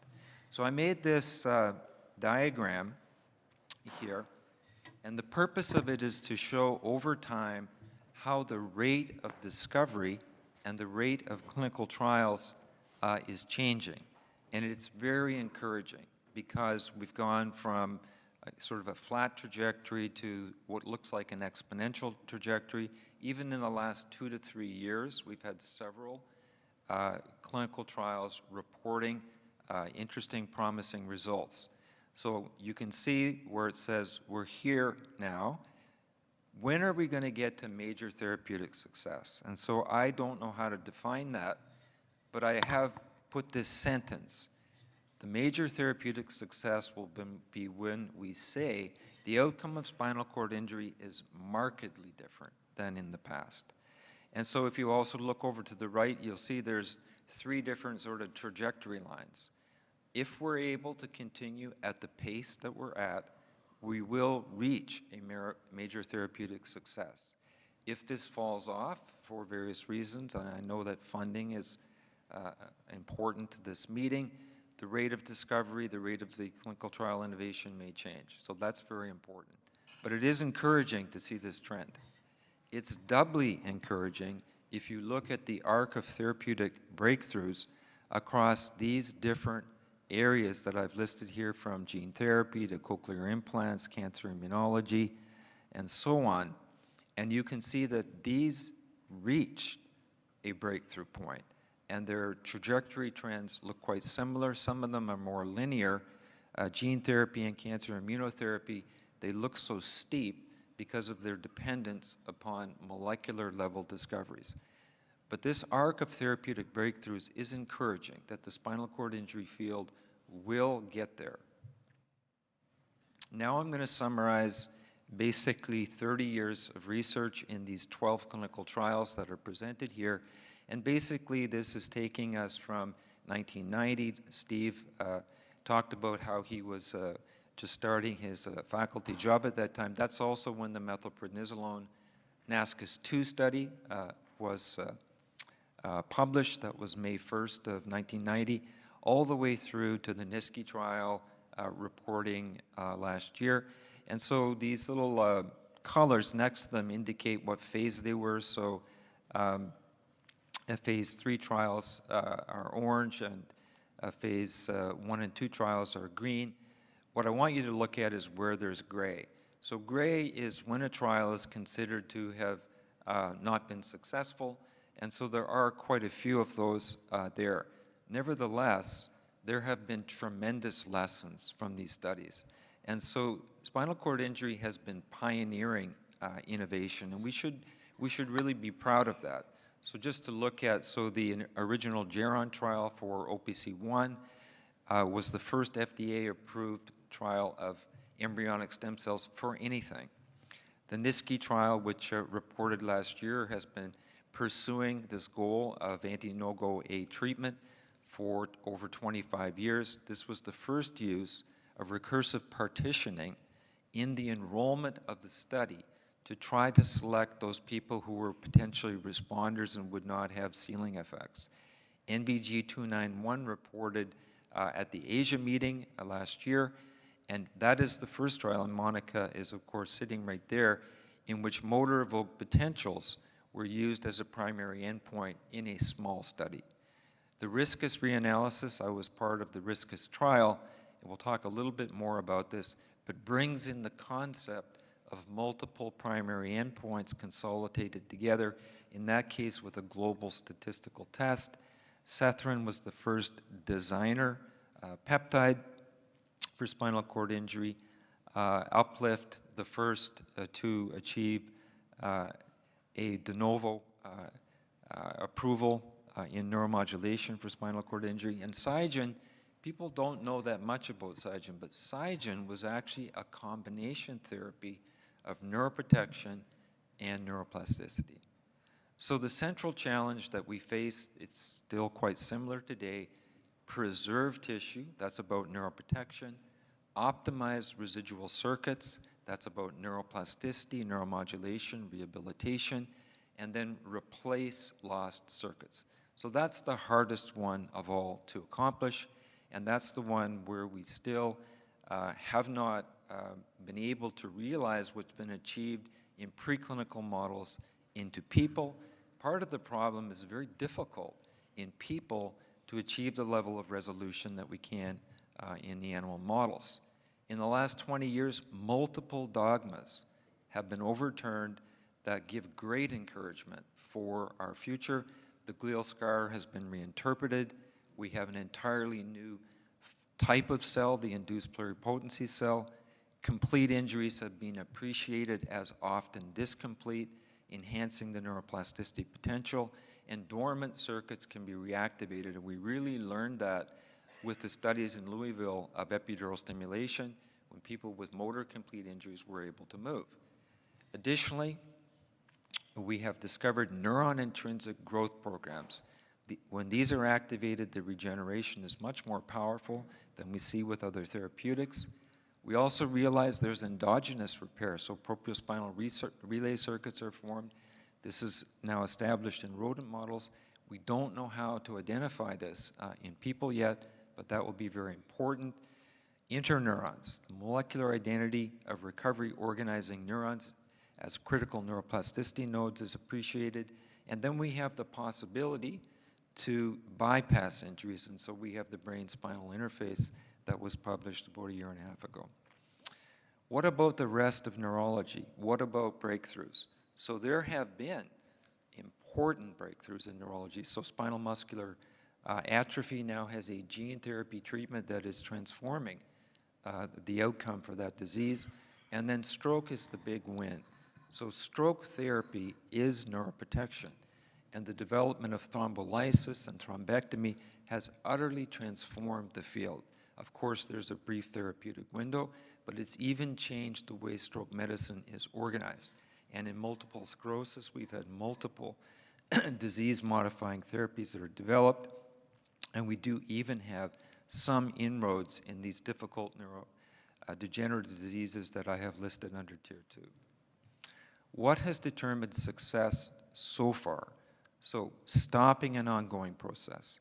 So MS immune modulation, gene correction, and then stroke clot removal, which is a form of neuroprotection, or bypassing or compensating. So Parkinson's deep brain stimulation has been a very significant success. We have partial successes now with SCI epidural stimulation. We will soon have the Empower study trying to modulate blood pressure with epidural stimulation, and we now have the brain-spinal interface. Low success continues to be repairing and restoring complex neural circuits. That is an area that we need to continue to focus on intensively. So neuromodulation implementation success. Can a therapy in spinal cord injury go all the way? So the success of deep brain stimulation and cochlear implants should really encourage us. So cochlear implants have been implanted in over 1 million individuals worldwide. This is an enormous success. There are multiple indications, there are billing codes, procedure codes, and this is successful. So neuromodulation may be one of the pathways for spinal cord injury to really achieve implementation for neurological recovery. Task-specific neuroplasticity, all the discoveries that Lynn mentioned in her talk, paved the way for what we're able to do now in neuromodulation and other plasticity-enhancing therapeutics. So those discoveries in the Edgerton group with cat models paved the way for discoveries then in human clinical trials of recovered locomotion, body weight support locomotion, and then it was possible to layer on top of that epidural stimulation to see potentiated recovery. So we are in a neuromodulation revolution right now, particularly in spinal cord injury. We've had lots of very impressive reports, transcutaneous stimulation, vagus nerve stimulation, and then brain-spinal interfaces. And so how do we make the best possible decisions here to define who can respond to these therapies and how can we get these therapies implemented? So I want to talk a little bit about cell therapy for spinal cord injury. A big part of my career was devoted to that. So this is another trajectory line, and if you can read what's over on the bottom left, that would be Paul Ryer's discoveries and research with fetal tissue transplantation that Lynn started talking about it early in her career, and then out now to 2026. So cell therapy for spinal cord injury is tough. There's many mechanisms that are operative. We have relatively weak biomarkers for cell therapy, and the risk is relatively high. Now, this whole trajectory that I've shown has massively de-risked cell therapy. So we've had a number of studies that have been formed with direct implantation into the spinal cord, and as far as we know, relatively low harm, except for a blip with olfactory mucosal transplantation. Repurposed drugs in spinal cord injury. So this has been an important theme in our field with riluzole, minocycline, and GM1 ganglioside. So this is still an appealing strategy, and this is also where advanced technologies like AI may really help us with the discovery of which compounds currently exist that could be repurposed. So I want to mention a little bit about what we learned in the two riluzole spinal studies that we did. What we learned that was really important is encompassed in the bottom box. So riluzole is used in ALS. It's an approved drug. There were 2 or 3 pivotal clinical trials supporting its efficacy. So we decided in the North American Clinical Trials Group to use this as a therapy for a multi-center study. What we learned is the pharmacokinetics of the drug in acute spinal cord injury are fundamentally different and changing. And so as a result of those studies, we've been able to work out PK models that could inform the use of this drug more effectively. The issue is that the dose exposure changes over time, over the 14 days of treatment. So the riluzole in spinal cord injury study was called RISCUS. This was a large study. Unfortunately, COVID had an adverse impact on the study. It was stopped early at around 181 recruited subjects, did not meet the primary endpoint, had some secondary analyses that were promising, much like other trials that have been reporting in recent years. And then the failings group decided to do something kind of innovative, and that was to take the data in a post hoc manner and run the data through what is called the global statistical test, which brings us to the question of composite endpoints. So the composite endpoint that was used for that reanalysis was the total motor score, SCIM, and SM36. They were aggregated together in a ranking methodology, and it yielded the result that there appeared to be overall a benefit to riluzole. But I'm really presenting the concept that locking ourselves into a single primary outcome measure is not necessarily the best way for us to do trials. So dual primary endpoints, this was critical to the success of the UPLIFT study of transcutaneous stimulation. The composite endpoint agreed with FDA was improvement in a strength domain and improvement in a function domain. And when these were allowed and combined, there was a high rate of responders. This trial also is very important for us to think about because the critique of the trial is that there was no sham control. But it's not easy to do a sham control when you're doing months of neuromodulation. So I have put a number of predictions here, which I'm actually having some trouble reading. My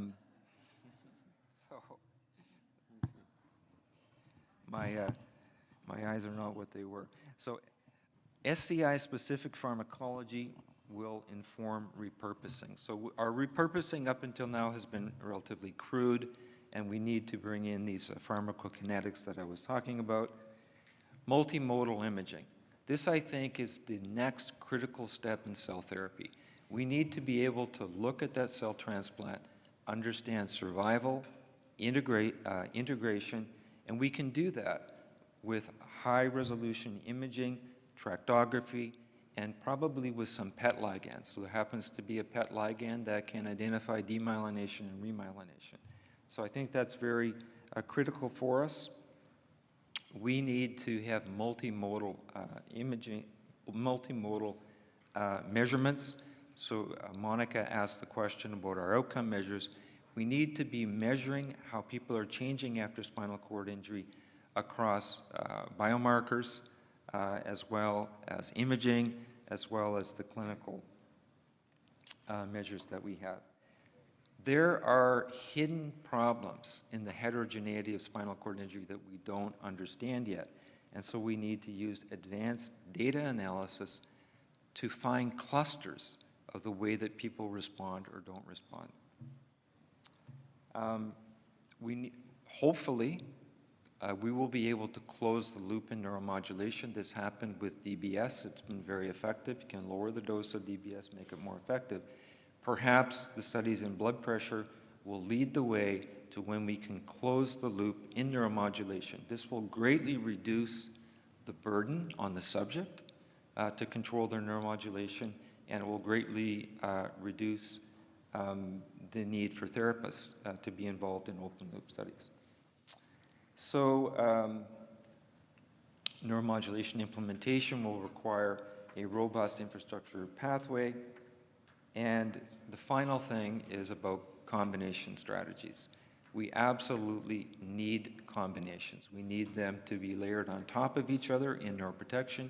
We need them to be sequenced one after another over the critical period of the first couple of years post-injury.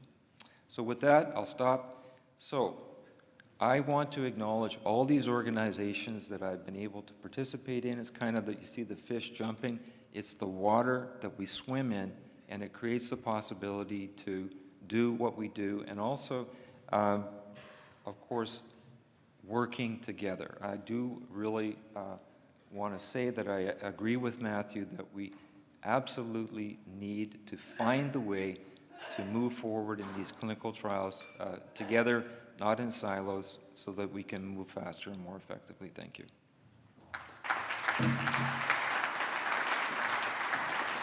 Thanks, Jim. Thank you, Jim. And remember, we're going to go one after the other. Naomi is coming up right now. Please welcome Naomi Kleitman from the Craig H. Nielsen Foundation, longtime friend of the organization. Thanks, Naomi.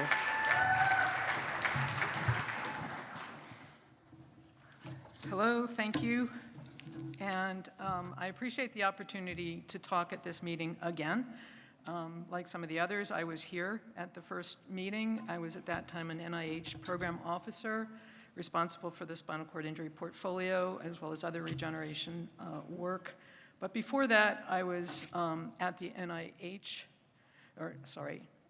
before that, I was at the Miami Project, which actually is going to inform a couple of things I wasn't planning to say. But as I've been listening to this today, trying to put myself in the seat of all the audience, a couple of other metaphors came up, Matthew. So one metaphor is we're the old men and the elephant. The first two things are all about the history of the last 20 years, and you're looking at each of us talking about the trunk and the feet and whatever, but hopefully you're able to piece that history together. And that history does talk about progress. The other is, I'll bring up a little bit later. But first, and it's always important to say, I don't have any financial conflicts.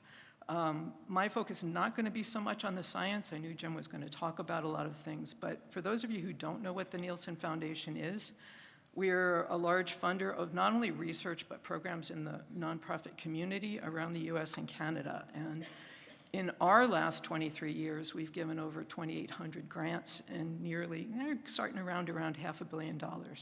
And that's both in research and programs that affect people today, as well as meeting sponsorships. So we've been a loyal co-sponsor of this meeting for some time. So these are slides from 20 years ago. The issue I mentioned before, how do we go from rats to people? And one of the things about this is the same targets that Jim just talked about, but in a pictorial form, because I was the scientific liaison at the Miami Project, and a picture's worth 1,000 words. So what are the big problems we're trying to fix in spinal cord injury? Why can't we just do a good gene like some of these other disorders like SMA? Well, we have cells that die, and we need to protect them or we need to replace them. We have axons that break. We hope to be able to regenerate those, reconnect them, or we have their supporting cells. We knew even at the time we needed rehabilitation, but it wasn't a big topic at that point in the research discussions we had. We're still there. We have the same problems. You've heard about them already. But even then, the clinical research discussion that I was involved in, and I know the field was involved in, was very active. Getting the basic scientists to understand the clinical picture. So I was at the Miami Project, and I didn't understand at that time how rare it was to be able to talk to laboratories that are doing molecules all the way up to the neurosurgeons working with people. And every single day, be able to see the spinal cord injured participants in our research programs, because that was actually the life the Miami Project was living. So as all these clinical trial history that are going on, I won't have to go over it all again, but they were mainly focused on, as we heard before, acute, protecting those cells before they die, or these cellular solutions that Jim just spoke about. Where are we today? So we still have those same goals: protect, regenerate, remyelinate, rehabilitate. But the focus, and you just heard this, is now largely on devices that weren't even being talked about very much in those days. Functional electrical stimulation was there, but spinal stimulation to restore voluntary function, nobody even imagined it in those days. What a huge advance that has been. You just saw a different depiction of how many clinical trials were happening. For those of you who can see, if you look at 2007, which is on the low linear part of these curves, and then well, this is based on Jen Doolan's work that she's going to talk about later, looking at the clinical trials in clinicaltrials.gov. So a lot of these have been about devices and restoring function more chronically, and rehabilitation as a part of this, but as we've heard over and over, no magic bullet. We know there are going to be combinations needed. That is not news. I knew it even then. But what I've heard then, and I hear now, and I want to emphasize, even though I keep being called a researcher, which I am, the spinal cord community has been telling us it's not enough. We've also heard we need a plan. You guys are in your silos and you have no plan. We need a strategic plan, and that's what's going to do it. Well, part of what I want to talk about today is fill in some of these gaps in the history you've been hearing about. This assumes that there was, and some of the questions earlier today, assume there was a faster, more direct route to success. But I don't want us to ignore that there have been a lot of these discussions going on. And I want all of you on the same team as we get together on the team to understand this has been an ongoing discussion. It's been a huge amount of progress, even in the planning phase. So there have been plans. 2000, the London Spinal Research in London had a whole set of plans on progress. 2005, the Institute of Medicine, which is the congressional arm to understand research, had a whole policy book written about spinal cord injury research and where it should go. And this was largely driven by New York State and Christopher Reeve's advocacy that there should be more attention to spinal cord injury research. 2015, there was a plan in Australia. There was the SCI 2020 that Lynn's already talked about. Canada's had their own, Mend the Gap, which is still an ongoing program. So it's not that we haven't been trying to talk about a plan. They've been good plans, but they mainly tell us the things we're already going to do. So what I'm going to do as my main discussion of where we've been is talk about a few examples of this.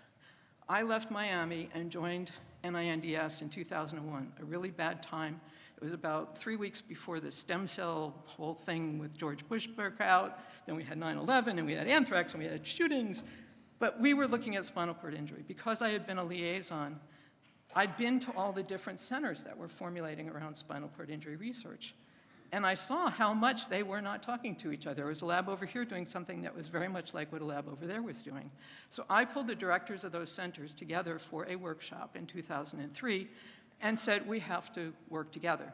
You already heard earlier today, at that time already, there was this contract trying to replicate studies in spinal cord injury to learn about what worked and why it didn't work if it wasn't replicated, but also the Ohio State course, which Lynn was a very important participant and teacher in, to teach the field how to use these new models so that we could all get together, use the same models, use them well. That was started by some of my colleagues. But I was able to set aside about $3.5 million specifically for spinal cord injury research. We always say funders need to set aside. Even at NIH, you can do that every once in a while, but it's got its limitations. So what did I do? You've heard the big idea today. We need combinations. So my call was, give us a combination. We have cells. They throw them in. They do everything.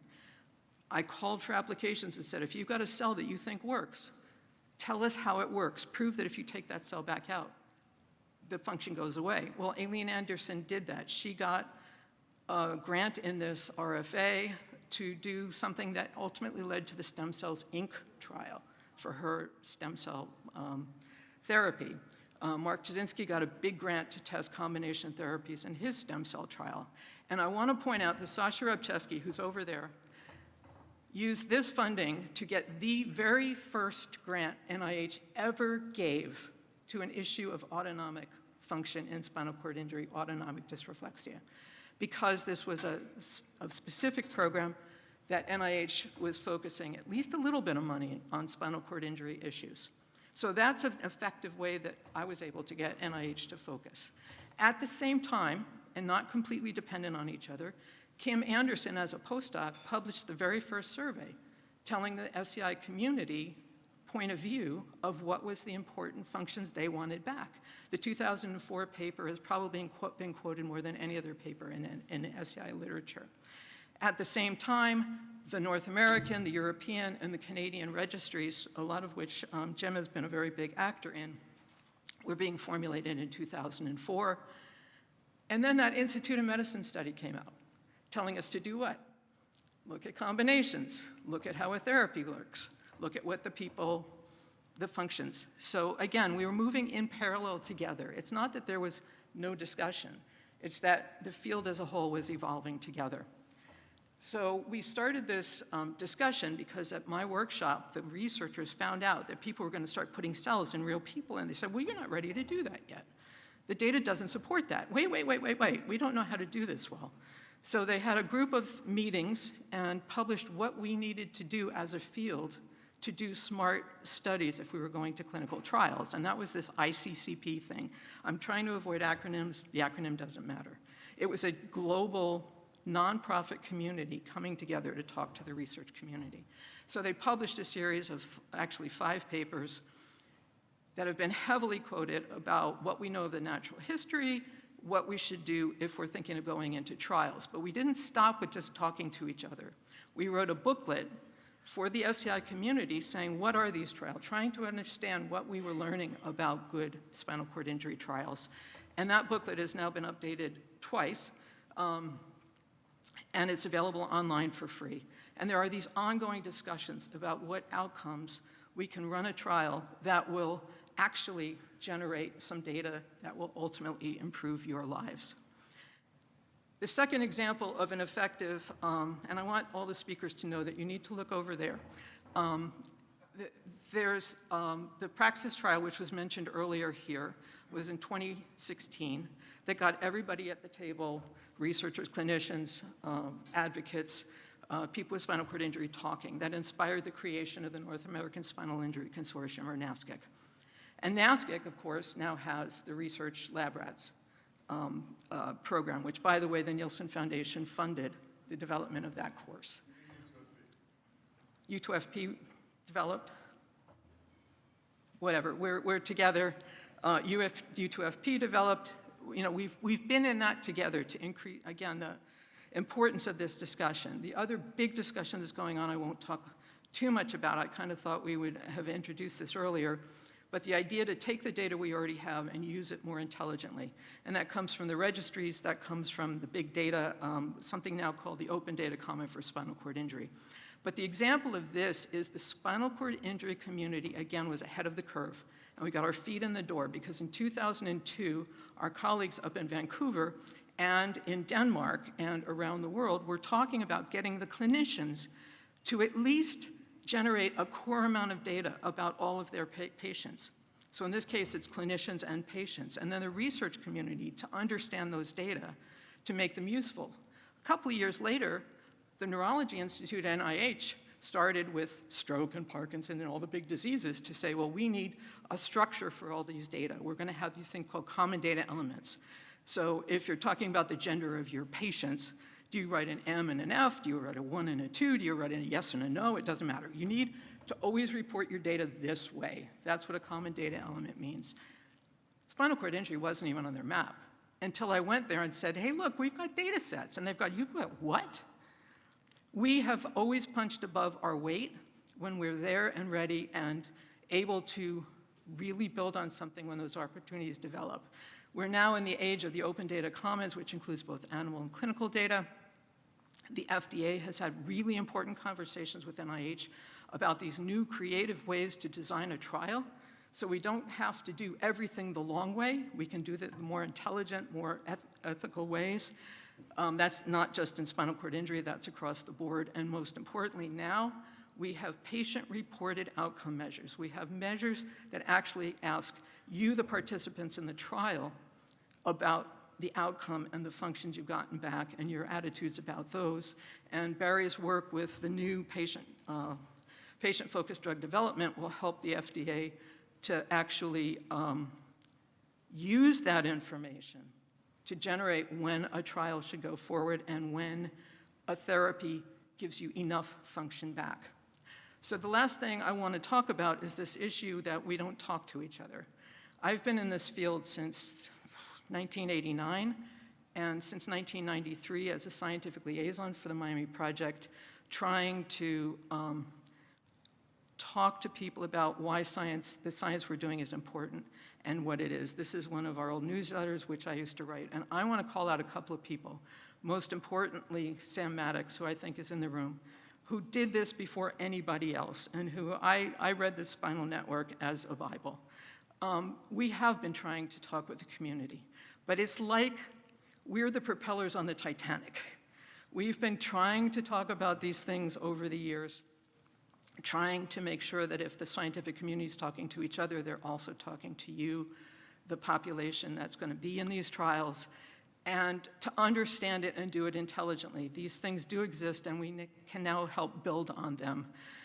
SCIRE is a huge database aimed just at the community to understand what the science is telling us about care that's been developed in Vancouver. There are 2 different sites where you can go to learn about clinical trials. There's the NASCET course, the lab rats, whatever you want to call it, that's available. We can build on these things. We can open this. It's not completely as siloed as we've been talking about. So I want to end up with what I hope we're doing, which is raising questions, and we have a limited amount of time, so there's only so much we can say.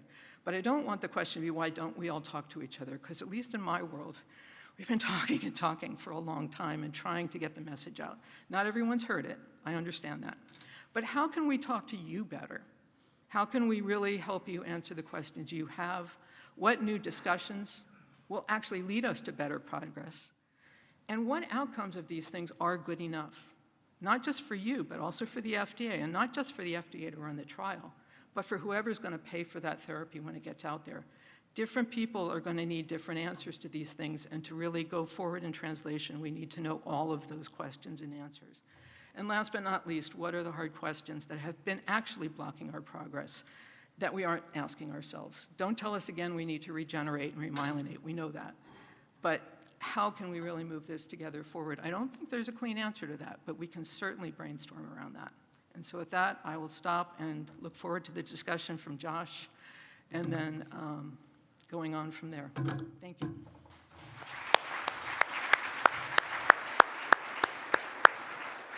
Thanks, Naomi. Do we have Josh ready to go? I am here. Up. I'm ready. Hello, Josh. Hello. Should I jump into it? Are we going to be able to see Josh? Nope. Are you able to see at least my picture? Up. Okay. Take it away, Josh. Thank you. Welcome. Good morning, everyone. It's truly an honor to be speaking with all you scientists, researchers, clinicians, advocates, and members of the spinal cord community. I want to start with a memory. 20 years ago, I was feeling injured, C4-5 quadriplegic, paralyzed below my shoulders, and I was sitting in rooms like this one, listening to panels, hearing brilliant people saying that we're 5 years away, 5 years from walking, 5 years from nerve regeneration, 5 years from independence. And that phrase, 5 years, was everywhere. And I want to be honest with you, that timeline was BS, but it wasn't useless. Because what 5 years gave me wasn't certainty, it gave me hope. It gave me something to hold on to during the darkest of days in my life. It gave me a reason to believe my body still mattered. What I didn't realize then, that I understand deeply today, is that hope without access, hope without infrastructure, and hope without advocacy is fragile. And that's what I want to talk about today. Early on in my journey, I made a decision that changed everything for me personally.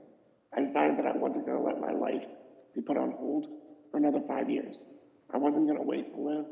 I wasn't going to wait to find love, wait to contribute, or wait to be whole. Instead, I chose to live my best life now, while still believing in the science. This meant continuing to exercise aggressively, investing in my body and mind, prioritizing respiratory health, strength, and circulation, surrounding myself with clinicians, therapists, and caregivers, and who believed in capacity and not limitation. Not because I believed a cure was guaranteed, but because if science arrived, I wanted my body to be ready to receive it. And that's kind of what I mean by when I say we have to meet science halfway.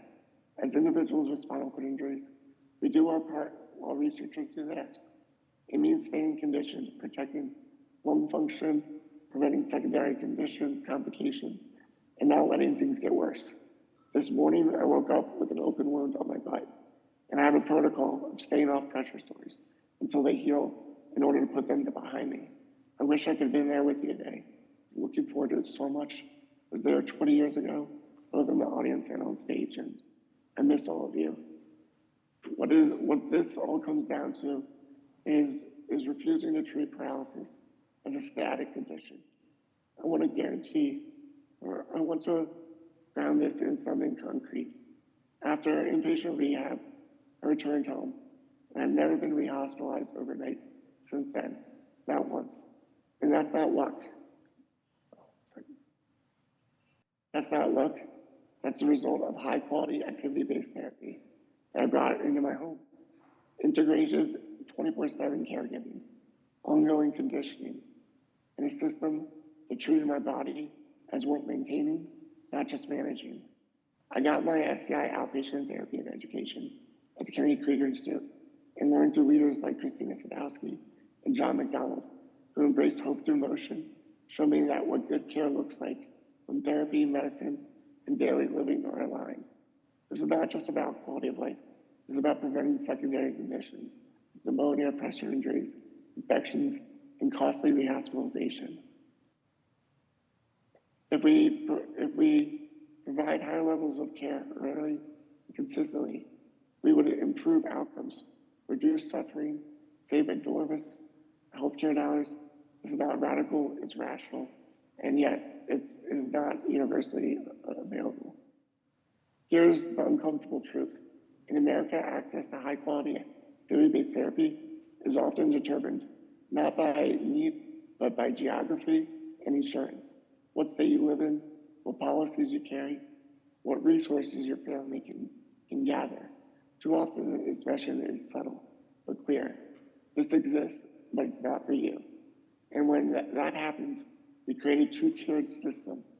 One that is for some individuals to stay conditioned, engaged in healthcare longer, and others where people deteriorate, not because of the injury, but because of the infrastructure. Paralysis is already expensive, financially, physically, emotionally. And when we ask individuals to privately fund their therapies that keep them stable, we're not asking them for resilience. We're asking them for privilege, and that's not sustainable. When we underinvest in prevention, we overpay in crisis.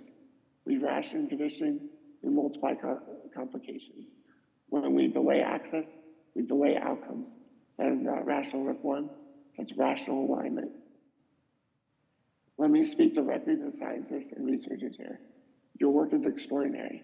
You're mapping regeneration to coding pathways, testing interventions that previous generations could not even imagine. But science does not travel on its own.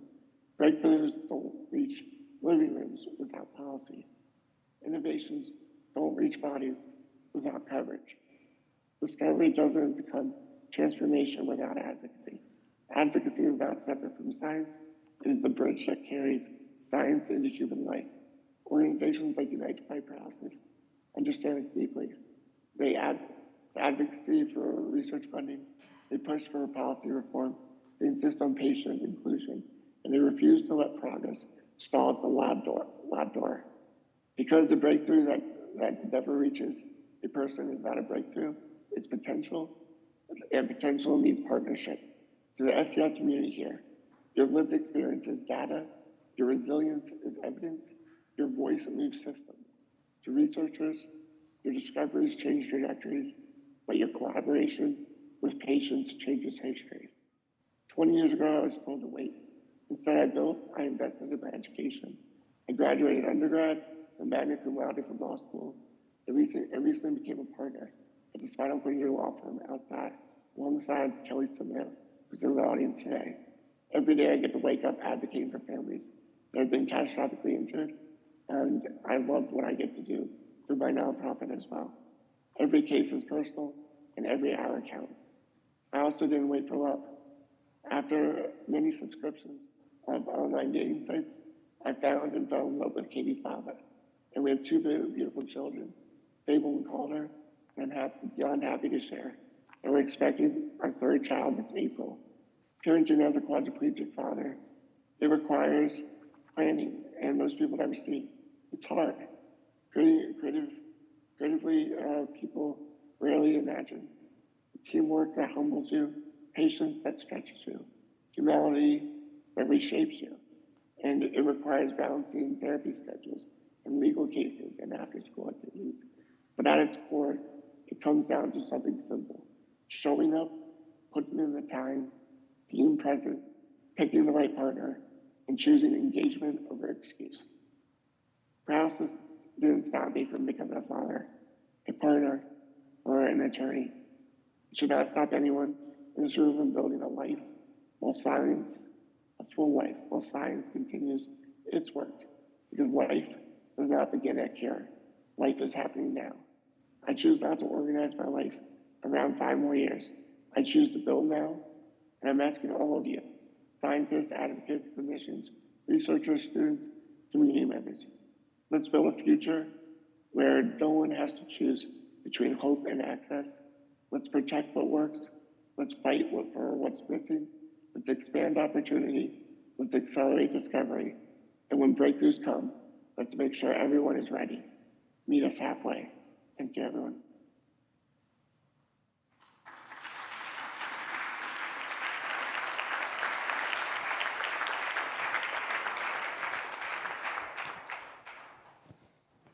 Thank you, Josh. Thanks, Matthew. Just so you know, Josh, now Naomi and Jim are going to come up to the panel, so please stay on in case anyone has a question for you, okay? Absolutely. All right, thanks. Yep. We can't see hands. I'll call them out for you. Go ahead. I can start. Ann has a question. You? Hey. Can you hear me? No. I thought they were going to take these. Okay, sorry. There you go. Thank you so much, all three speakers. I have a question for James Quest. So I know in the talk, you were talking about proprioceptive relay and saying that we need that for humans, and I can happily tell you that that is happening.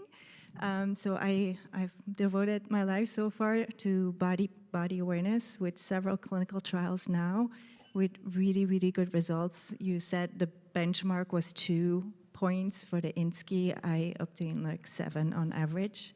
Improvements in touch sensation, function. So I just want to say it's happening. And the reason I'm also mentioning this is not just for my research, but that could be a basis also for other research going on for exoskeletons, for others.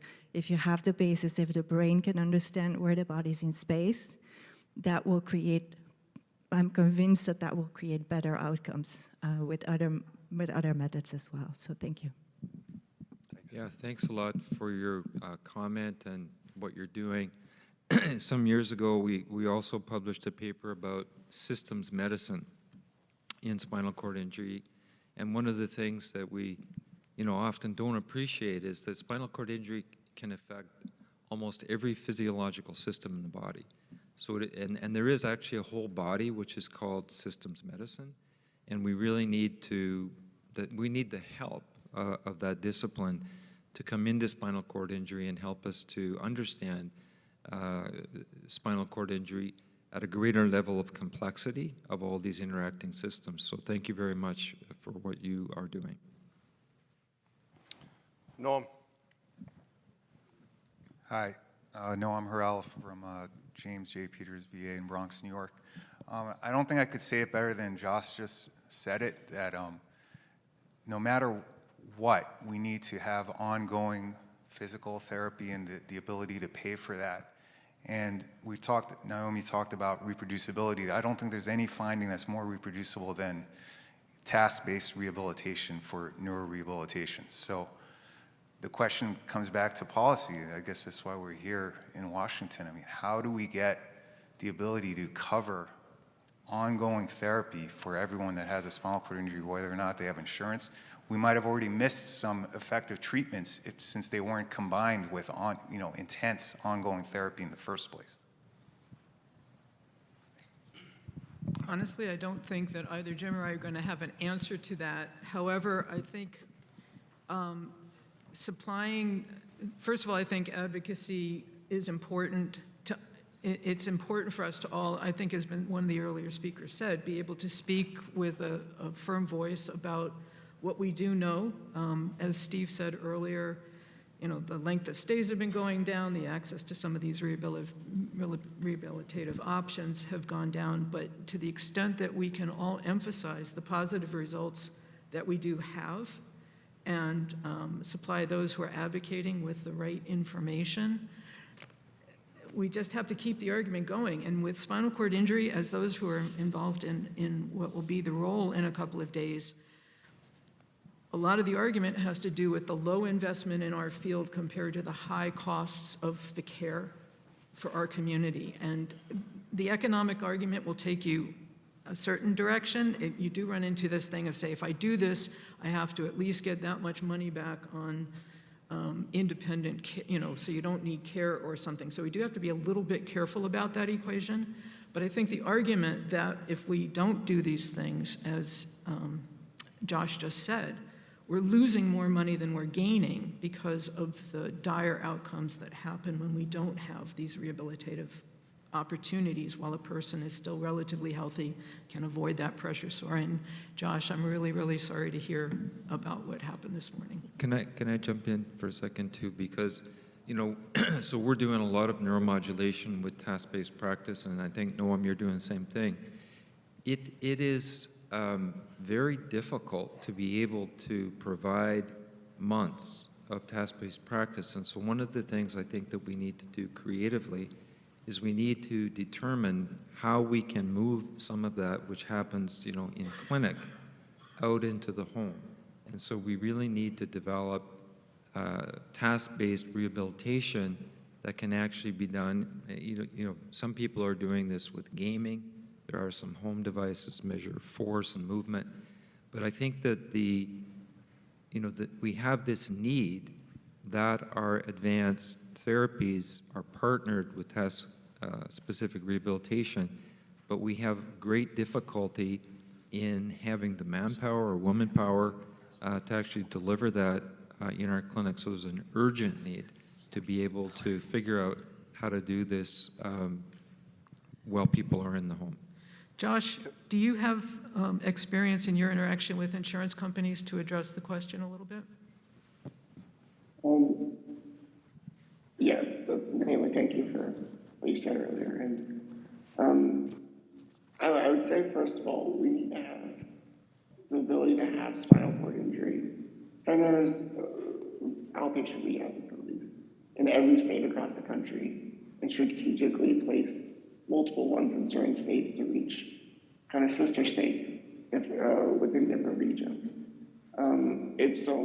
What makes it so hard is that we have such a complicated insurance and payer system across the board with private health insurance, with government insurance, and no insurance. And having that just, you could be, in a different state and not be able to access one that's, an hour away from you, and then the rehab center in your state is 3 hours away from you.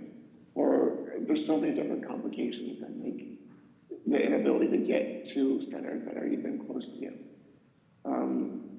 But we definitely need to find a way to make it, from a policy standpoint, a strong investment in the future, because when we don't invest in the quality of life of people's spinal cord injuries, it costs us more in the long run. And I know that government focuses so much in short term, but we have to change that mindset. And, you know, as advocates and researchers and therapists, together we need to combine our voices and try to deliver that message a little bit more effectively. I want to weigh in. I'm chomping at the bit, and you probably can guess, especially because three of the people are in the room.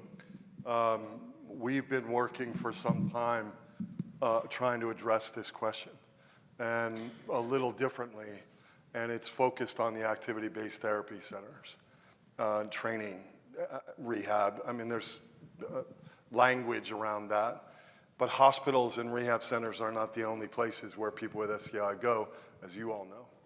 And one of our questions has been, there haven't been any large-scale studies large enough to suggest what I think everyone knows, that if you're doing task-specific rehab or training, or even exercise, outcomes improve.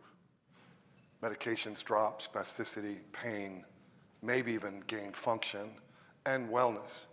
And so we have a manuscript that that actually Tommy right there, and Keith Tanzi and Crystal Mitrovic worked on, an abstract for the second iteration of a study that we've been working on for some time, trying to actually organize the 80 or so activity-based therapy centers around North America that are an untapped resource, to try to show the benefit so that we can affect policy with data.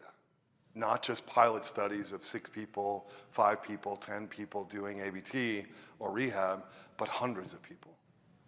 And so that's our plan and our hope, and we'll talk about it at Asia in the spring, American Spinal Injury Association. Lucia, question on the chat. Hi there. Yeah, I have a question from a virtual attendant, Nancy. She says, thank you for the presentations. As a person with an SCI, what questions should we be asking researchers, clinicians, and foundations to advance treatments? That was my question to you. Being the target of those questions, I don't know the right answer. I mean, I think that it really comes from you of what we haven't explained that we're doing, or what needs you have that you don't think are being addressed, that we may either be able to tell you what's going on or say, hey, yeah, that's something we need to look at. It's a little bit too broad, Nancy, to be able to answer you specifically. Yeah, I mean, I have a kind of a thought about that, and that is that, you know, when you're doing science, sometimes you get caught up in the beauty, you know, of what you're doing, and you're looking at the regenerated axons and everything. I think that it is always important to bring home the question, where's the value here? What is this actually going to do? You know, what do you foresee that this can do in a human being? Or how can you measure what's happening in a human being that relates to value to the person with spinal cord injury? Hi, Kristen Zhao, Mayo Clinic. Thank you for the great talks. And I think my question kind of dovetails with Nancy's in that, you know, we get asked a lot from participants or people with lived experience, you know, when is this going to be available clinically, right? Like, we have this clinical trial, we're able to enroll people with very specific criteria. When is it going to be available for those people clinically or broadly? And the answer is we don't have any control over that as researchers, right? Especially if it's a device. It has to go through the channels. And so oftentimes people are reaching out to the researchers to get the cutting edge interventions and not going to the clinical practice. So just asking for any thoughts you have on whether this model is the right model. We're going to continue to try and fight for funding to get these trials launched, or we should, you know, move the bar in terms of what can be available clinically and more widely faster, right? I mean, that's what we get asked. So. Well, as a funder, I can say that we actually, and even when I was doing my own work in the lab, we ask our grantees to have an idea of who wants the information they're going to generate out of that grant. I mean, we hear this all the time, and I've heard it for years. If I'm just a lab researcher, don't ask me to translate. That's not what I do. I need to do what I do best, which is genes or something. But you've always got the next person to talk to, and obviously at Mayo, you know, you're a clinician as well as a researcher. You've got a good handle on, you know, where that translation is going to happen. But your responsibility, it doesn't stop with the end of your research. Communicating that to whoever's going to take it to the next stage, whether it's a company that might develop that technology or, you know, if it's ready to go into people, something more like rehabilitation, understanding why it's not yet standard of practice, how it could become standard of practice. We all have to reach out of our comfort zone a bit if we're going to connect up with those next stages. Too often people stop at their pilot trial and go do another pilot trial. They don't say, this pilot is what I need to get me to that next larger phase trial to really test this out. And we need to push ourselves to do that more. Yeah, you know, I don't have to tell you, Kirsten, about this, but I think the way that we partner with industry is extremely important here. And one of the things is to learn how industry looks at success and what it requires for them to be successful. And so there's a communication that needs to happen between the people who are developing the novel breakthrough therapies and listening to industry about what's pragmatic, what can actually succeed in the real world, and what are the fundamental steps that are required. So I think that communication is really important. I think it's been improving in our field, but there's more to do. And the last thing I will say is, I mentioned at the very end, and you know, the idea of getting the SCI community's voice into the decision-making at the policy level, the FDA, this patient-focused drug development effort is going to be really, it's very, very important. It becomes another one of these tools that we can point to and say, this trial can potentially get us to that next phase of something that could go into clinical trial. So as a community, we need to keep advancing those efforts as well, which we haven't had before. Hang on one second, Wes, because I want to push further into that question. And I want to use a slide that you put up, Jim, earlier about dogma. And I'm a fan of Thomas Kuhn's Scientific Revolutions, very much influenced by some of what he wrote about. You guys can look it up if you're not familiar. But this tension between science is developing a dogma and yet has to break down that dogma always. But this also applies to how companies do business, how healthcare is delivered by policy and by practice. It has an effect in multiple different ways. So my question to you all would be, springing off those questions, how do we build incentives into this system to challenge dogma that needs to be challenged, and yet rebuild it, not just tear down, but rebuild with a new dogma that's for the moment? So what Thomas Kuhn actually said was, you live in the world where there is a dogma, and people collect data that support the dogma. But every once in a while, there's a data that doesn't support it, and it doesn't support it, and doesn't support it, up until the point that that other noise starts to become so overwhelming that you say, that dogma doesn't work, let's go there. So, you know, a good example is the nerves that don't work in spinal cord injury don't work, period. All of a sudden, we have this information with epidural stimulation that there's a way to get past that. And just think of the huge amount of information that's been generated since that. That's an example of Thomas Kuhn right there. Yeah. How to do that in politics? I don't know. You know, I don't think politics necessarily works the same way as science No, does. I'm not saying politics, but I am saying you're a funder in science. Nielsen is a funder. Are there ways to anticipate what needs to be challenged? Well, there's a way, the way I would say, and again, going with what he said, is keep your eye out to the things that say, well, the way you're doing it is not working. Those facts are building up over time, and that's what you can use to then move to the next dogma, to the new big jump that's going to happen. Because those data are around us. I mean, it does come back to paying attention to what we see in the real world and use that. Yeah, I mean, I think that there could be some changes in our regulatory structure that could help this. So, and I really, please don't take this out of context or anything, but when I look at the way that they do things in Japan with respect to stem cell medicine, there's kind of an intermediate pathway where something is showing promise, but it hasn't yet been conclusively validated, that the industry sponsor can actually receive some remuneration during that period of time where it is being tested in patients, but it hasn't been conclusively established. So I think that the incentives, I mean, so the problem we have is that many things get initiated, very few things, you know, finally get a biologics license, for example. We need some intermediate steps that allow for companies to succeed during that sort of phase 2, phase 3 pivotal period. Well, if we go there, the last thing I will say is that's bigger than spinal cord injury. And if we're talking about that kind of change, we have, as an advocacy community, have got to band together with others with a similar message so that something like a regulatory change can actually happen. West. Thanks, Matthew. Thank you, everyone.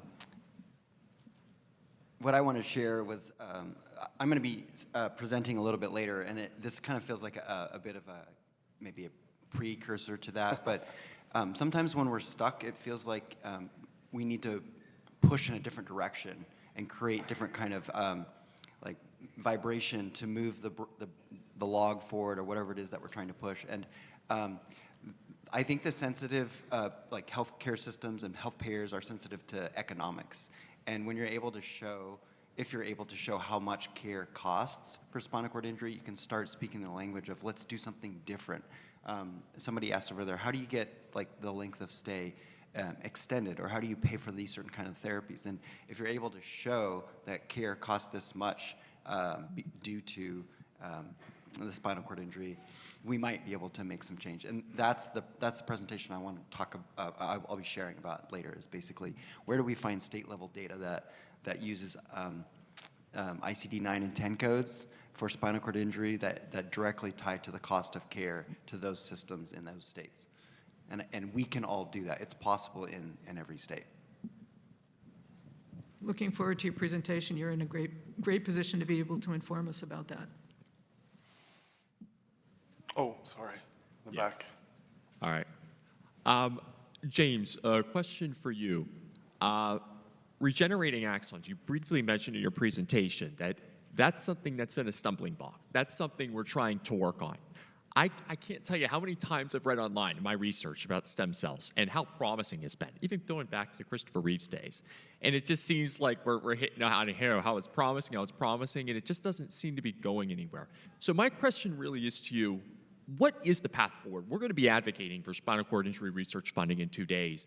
What I really want to know is if this is successful and our efforts are successful and we get this $50 million we're looking for to fund human clinical trials, what are we specifically going to go in? What is the path forward? I know we're going to talk about like NervGen's going to have a promising treatment to help inhibit chondroitin sulfate proteoglycans. That's, you know, a big inhibitor in the, you know, 2 axonal regeneration. But how do we get there just from you? And I asked that because of your wealth of experience over all these years. Thank you.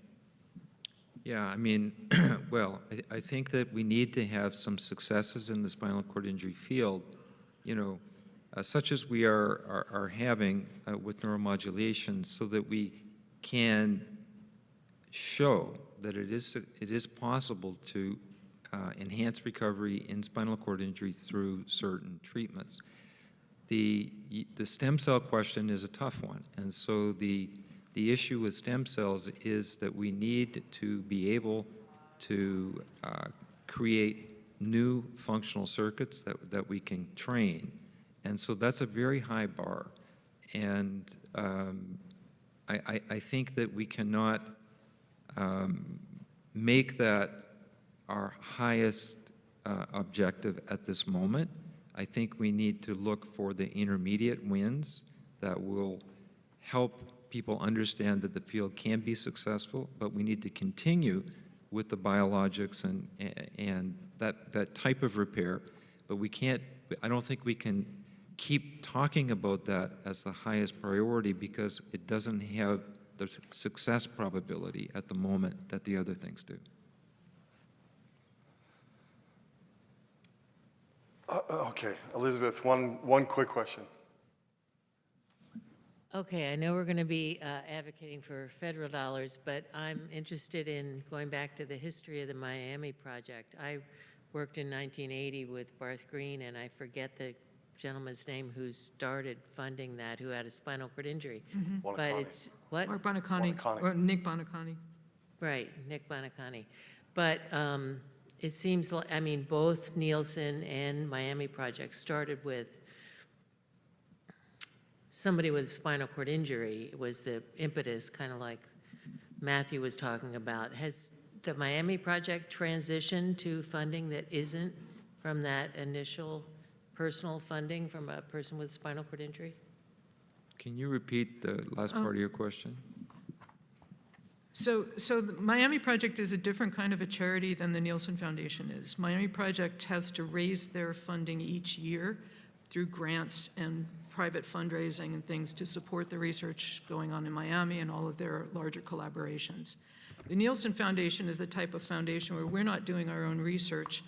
We were fully funded by Craig, and our job is to give money to places like the universities doing the research or the Boise Bombers who are running a basketball program.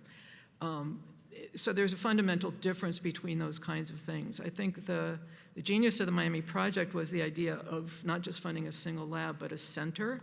So we heard also about Ohio State being a center, ICORD in Vancouver is a center, Texas now. You know, there are those groups that are trying to advance research as a group addressing all these difficult problems.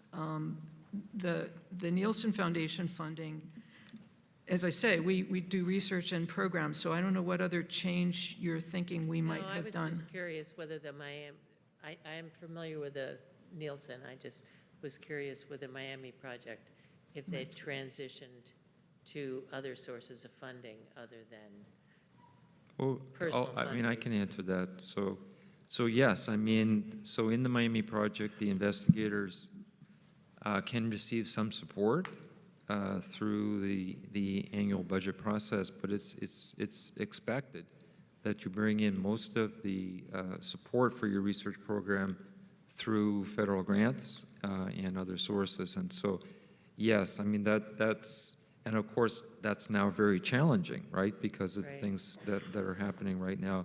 But yeah, I mean, many of the Miami Project labs are independent, even of Miami Project funding, due to their success with federal grants. Thank you. Thank you very much, Jim, Naomi, Josh, thank you. Sorry you couldn't be with us. Wish I could be here. Cristina?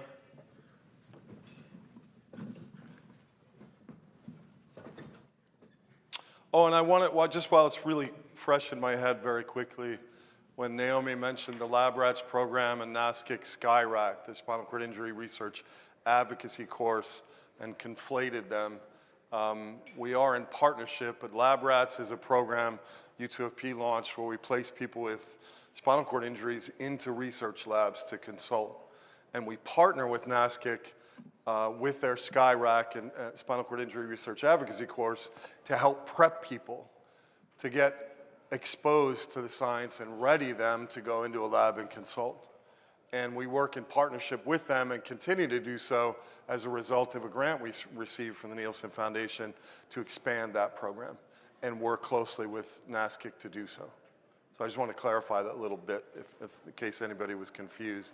And if any of you in the room who have a spinal cord injury would like to be a lab rat, as we call it, or an SCI consultant, if you don't like the term lab rat, we thought it was kind of funny, seek us out and we will get you set up. All right, so right now, we're gonna have a special moment to remember a person. And I please welcome Cristina Sadowsky from KKI.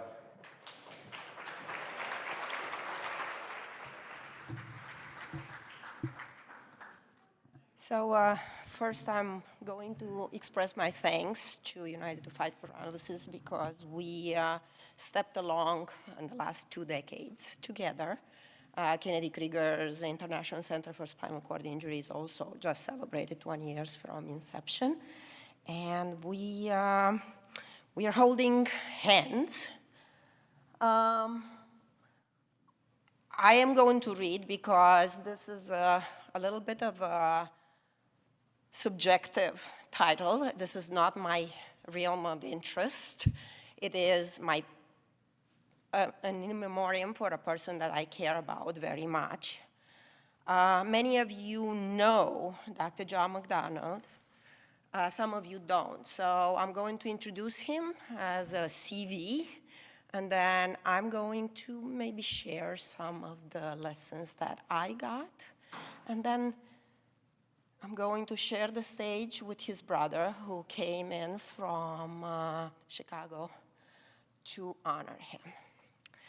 John McDonald was the kind of person you meet once and are unlikely to forget because of his uncanny ability to connect with people and make them feel stronger, become inspired, grow their wings, and fly and accomplish things and anything. His research career has spanned an activity-based neuroresponse team along a continuum from impaired activity to cell death, degeneration, and regeneration. Before he stopped his academic activity in 2014, he was the first or last author of over 200 peer-reviewed articles and secured about $15 million in funding for spinal cord injury research. He completed his undergrad in neuroscience training at University of Illinois in Champaign-Urbana, and his MD PhD training in the medical scientist training program at University of Michigan.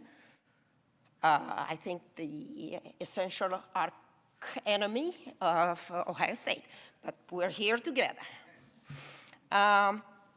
He worked under the leadership and mentorship of Dr. Michael Johnston, who also helped him and me start the International Center for Spinal Cord Injury at Kennedy Krieger because he became the chief medical officer and remembered his star pupil. He completed the postdoctoral training at Eli Lilly in Indianapolis and in the lab of Dr. Darrell Shep, and then a neurology residency training at Washington University School of Medicine in St. Louis while working in the laboratory of Dr. Dennis Choi, and it is there where John and I have met. It was under Dr. Choi's mentorship that John entered the field of spinal cord injury, moved both by the activism of Christopher Reeve and his own mother's spinal cord injury. Next, I am going, yeah. John was born and raised in the Midwest, but he was always destined for a much larger stage. Let's see.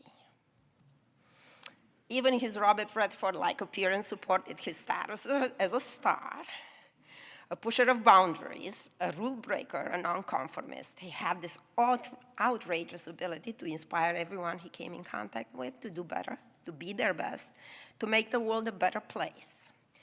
John breathed into people's lives, breathing hopefulness. In fact, he traded in hopefulness as his primary currency. No one doubted his enthusiasm, his knowledge. He rode really high waves of admiration and changed lives, mine included. Let's see. So, what did I learn from John McDonald? First of all, opposites don't only attract, they coexist within us. The duality of good, bad, high, low, love, hate, mania and depression, beautiful and ugly, presence and absence, right and wrong. We all carry them inside us. Learning how to operate within the terms of civility, accepted norms and practices takes very hard work, work that is arduous and ongoing and essential for survival. When we stop the work, the world and maybe the individual collapses. 2, no one person can achieve mastery on their own. John was a people's person, a motivator, a collaborator. He enjoyed the camaraderie of likes and unlikes because he knew early on that you have to have really deep relationships with good people, because that's how you copy and absorb some of the good traits. John's accessibility is a trait many who knew him remember well. You could chat with John in his office, of course, but you had a better chance of catching him on the street, and I believe right there, that's the 2006 advocacy rolling on the hill. In the gym, in the parking lot, on a boat. 3, we're truly happier when we give than when we receive. Christmas was John's favorite holiday. He would cover the entirety of his parents' basement with hundreds of gifts purchased throughout the year with some receiver in mind. He did a very poor job at wrapping them, but a fantastic job of gifting them. 4, we can only change ourselves. And maybe this is the most painful lesson I've learned. I'm a physician. I never doubted I can save people. I went to school to save people. I was trained to save lives, but I failed at saving John's. Because we are all ready to change or be saved on our own time. 5, leading by example is best. Mentorship is never overrated, and John made it easy to step along him and think the sky's the limit. There's always a solution if you really think hard about it. If you dare to define the problem in large, brilliant strokes, and then find the people that can fill in those small gaps that are created and together can solve the big problem. He realized early that brilliant minds cannot be saved by common thinking. He understood that what he was destined to do: forge paths, break accepted norms, soar into uncertainty, empower others, imagine flying dragons, break and recreate. And when he accomplished those goals, he easily said goodbye. Thank you. Shawn?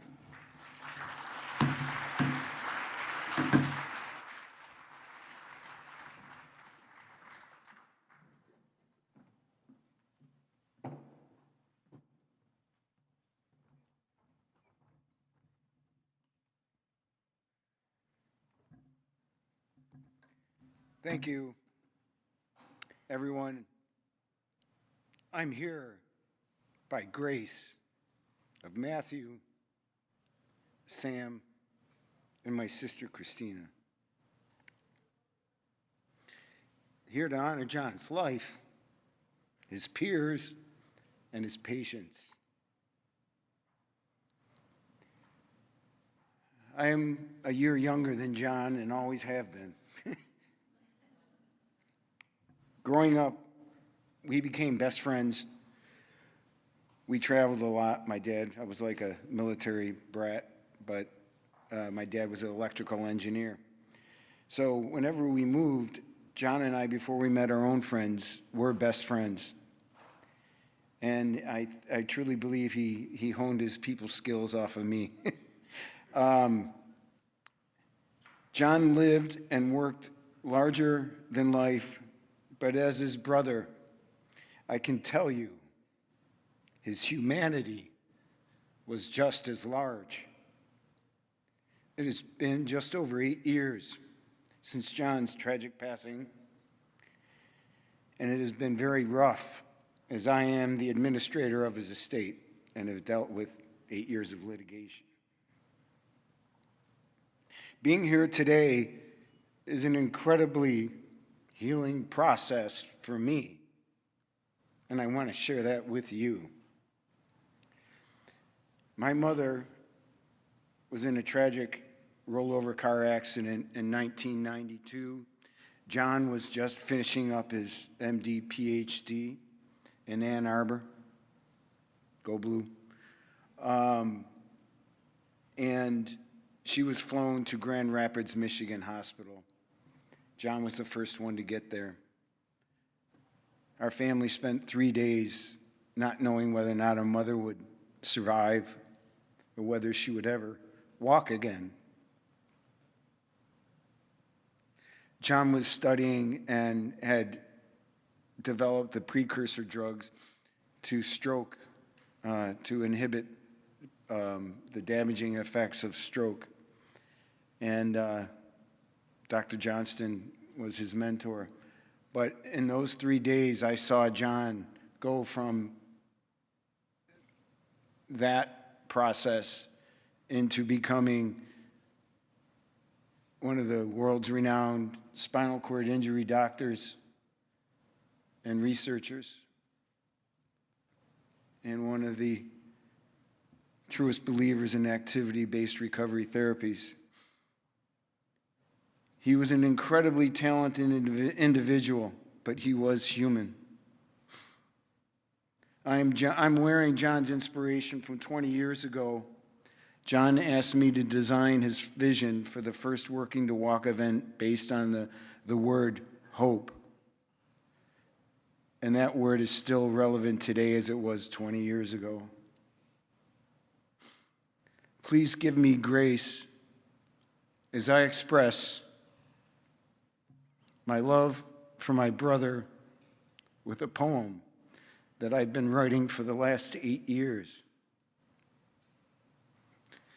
that has become lyrics to a song that I was hoping to have finished for y'all, but alas, singing in iambic pentameter poetic meter is harder than John said it would be.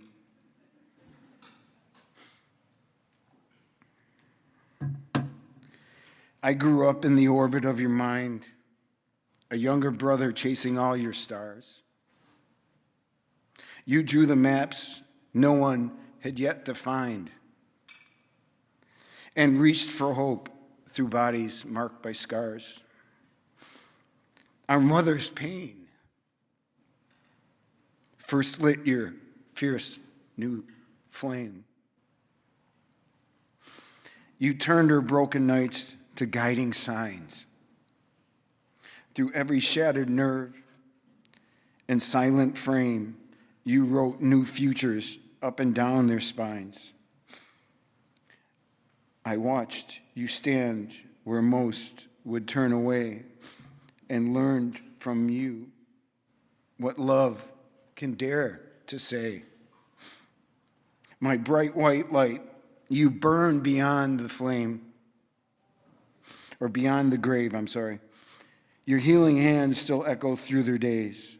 In every life you fought so hard to save, your name lives on in unforgotten ways.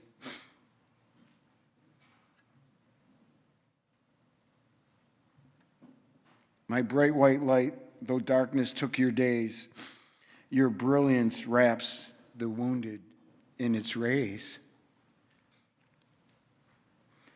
The world would come to sit beside your flame, from distant streets to beds of quiet fear.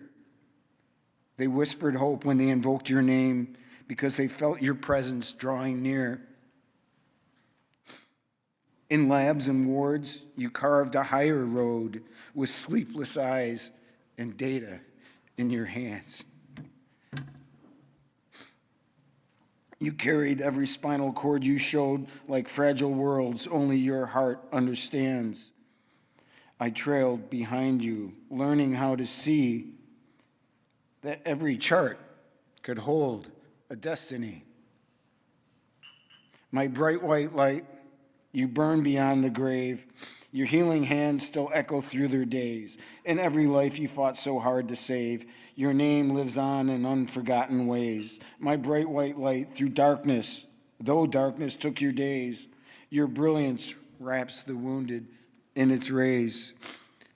I held your guardianship with shaking hands. While storms of mind and medicine collided, a ruthless illness broke your finest plans, and lies and love grew twisted and misguided. But not one shadow owns your final song. Not one betrayal steals the good you gave. Your brightest truth outlives what went so wrong. Your mercy walks the halls you lit and paved. To every soul whose spine you helped to raise, to every step you coaxed from silent feet, remember him in all your fragile days, the one who made your futures more complete. And as you move through corridors of light, where newborn science opens wider doors, know this, that his vision still defends your night and lays a path across your trembling floors. My bright white light, you burn beyond the grave. Your healing hands still echo through their days, in every life you fought so hard to save. Your name lives on in unforgotten ways. My bright white light, I'll carry you and say, your star still leads the broken on their way. My bright white light, forever you will be.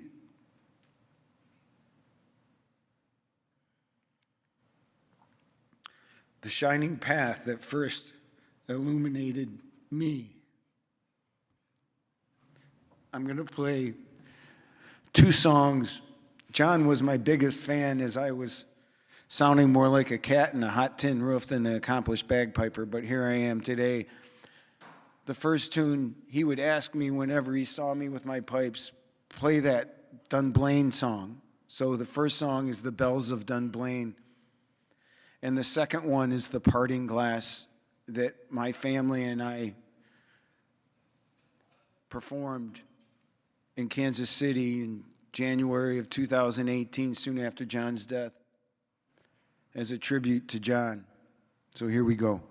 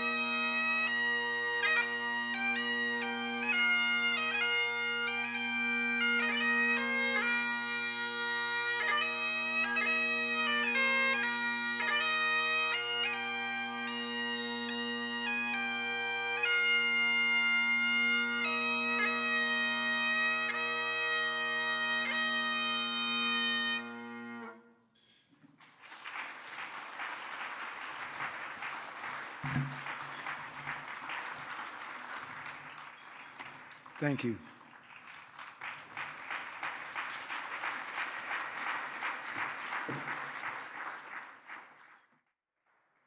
Thanks, Cristina. Thank you, Shawn. Appreciate it. Please enjoy lunch.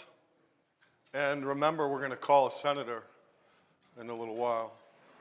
So get your phones out and ready and talk amongst yourselves about everything you've heard this morning and maybe it's stirred up for you. Don't let it sit.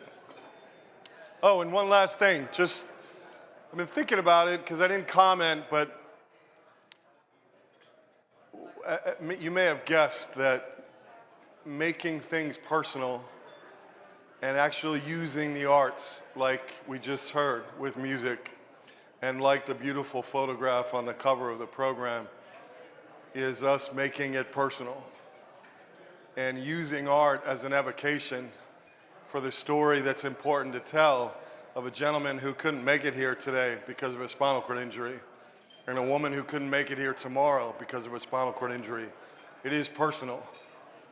And we can tell that story, we can sing that story, we can hum that story, and share that story with one another. Enjoy your lunch.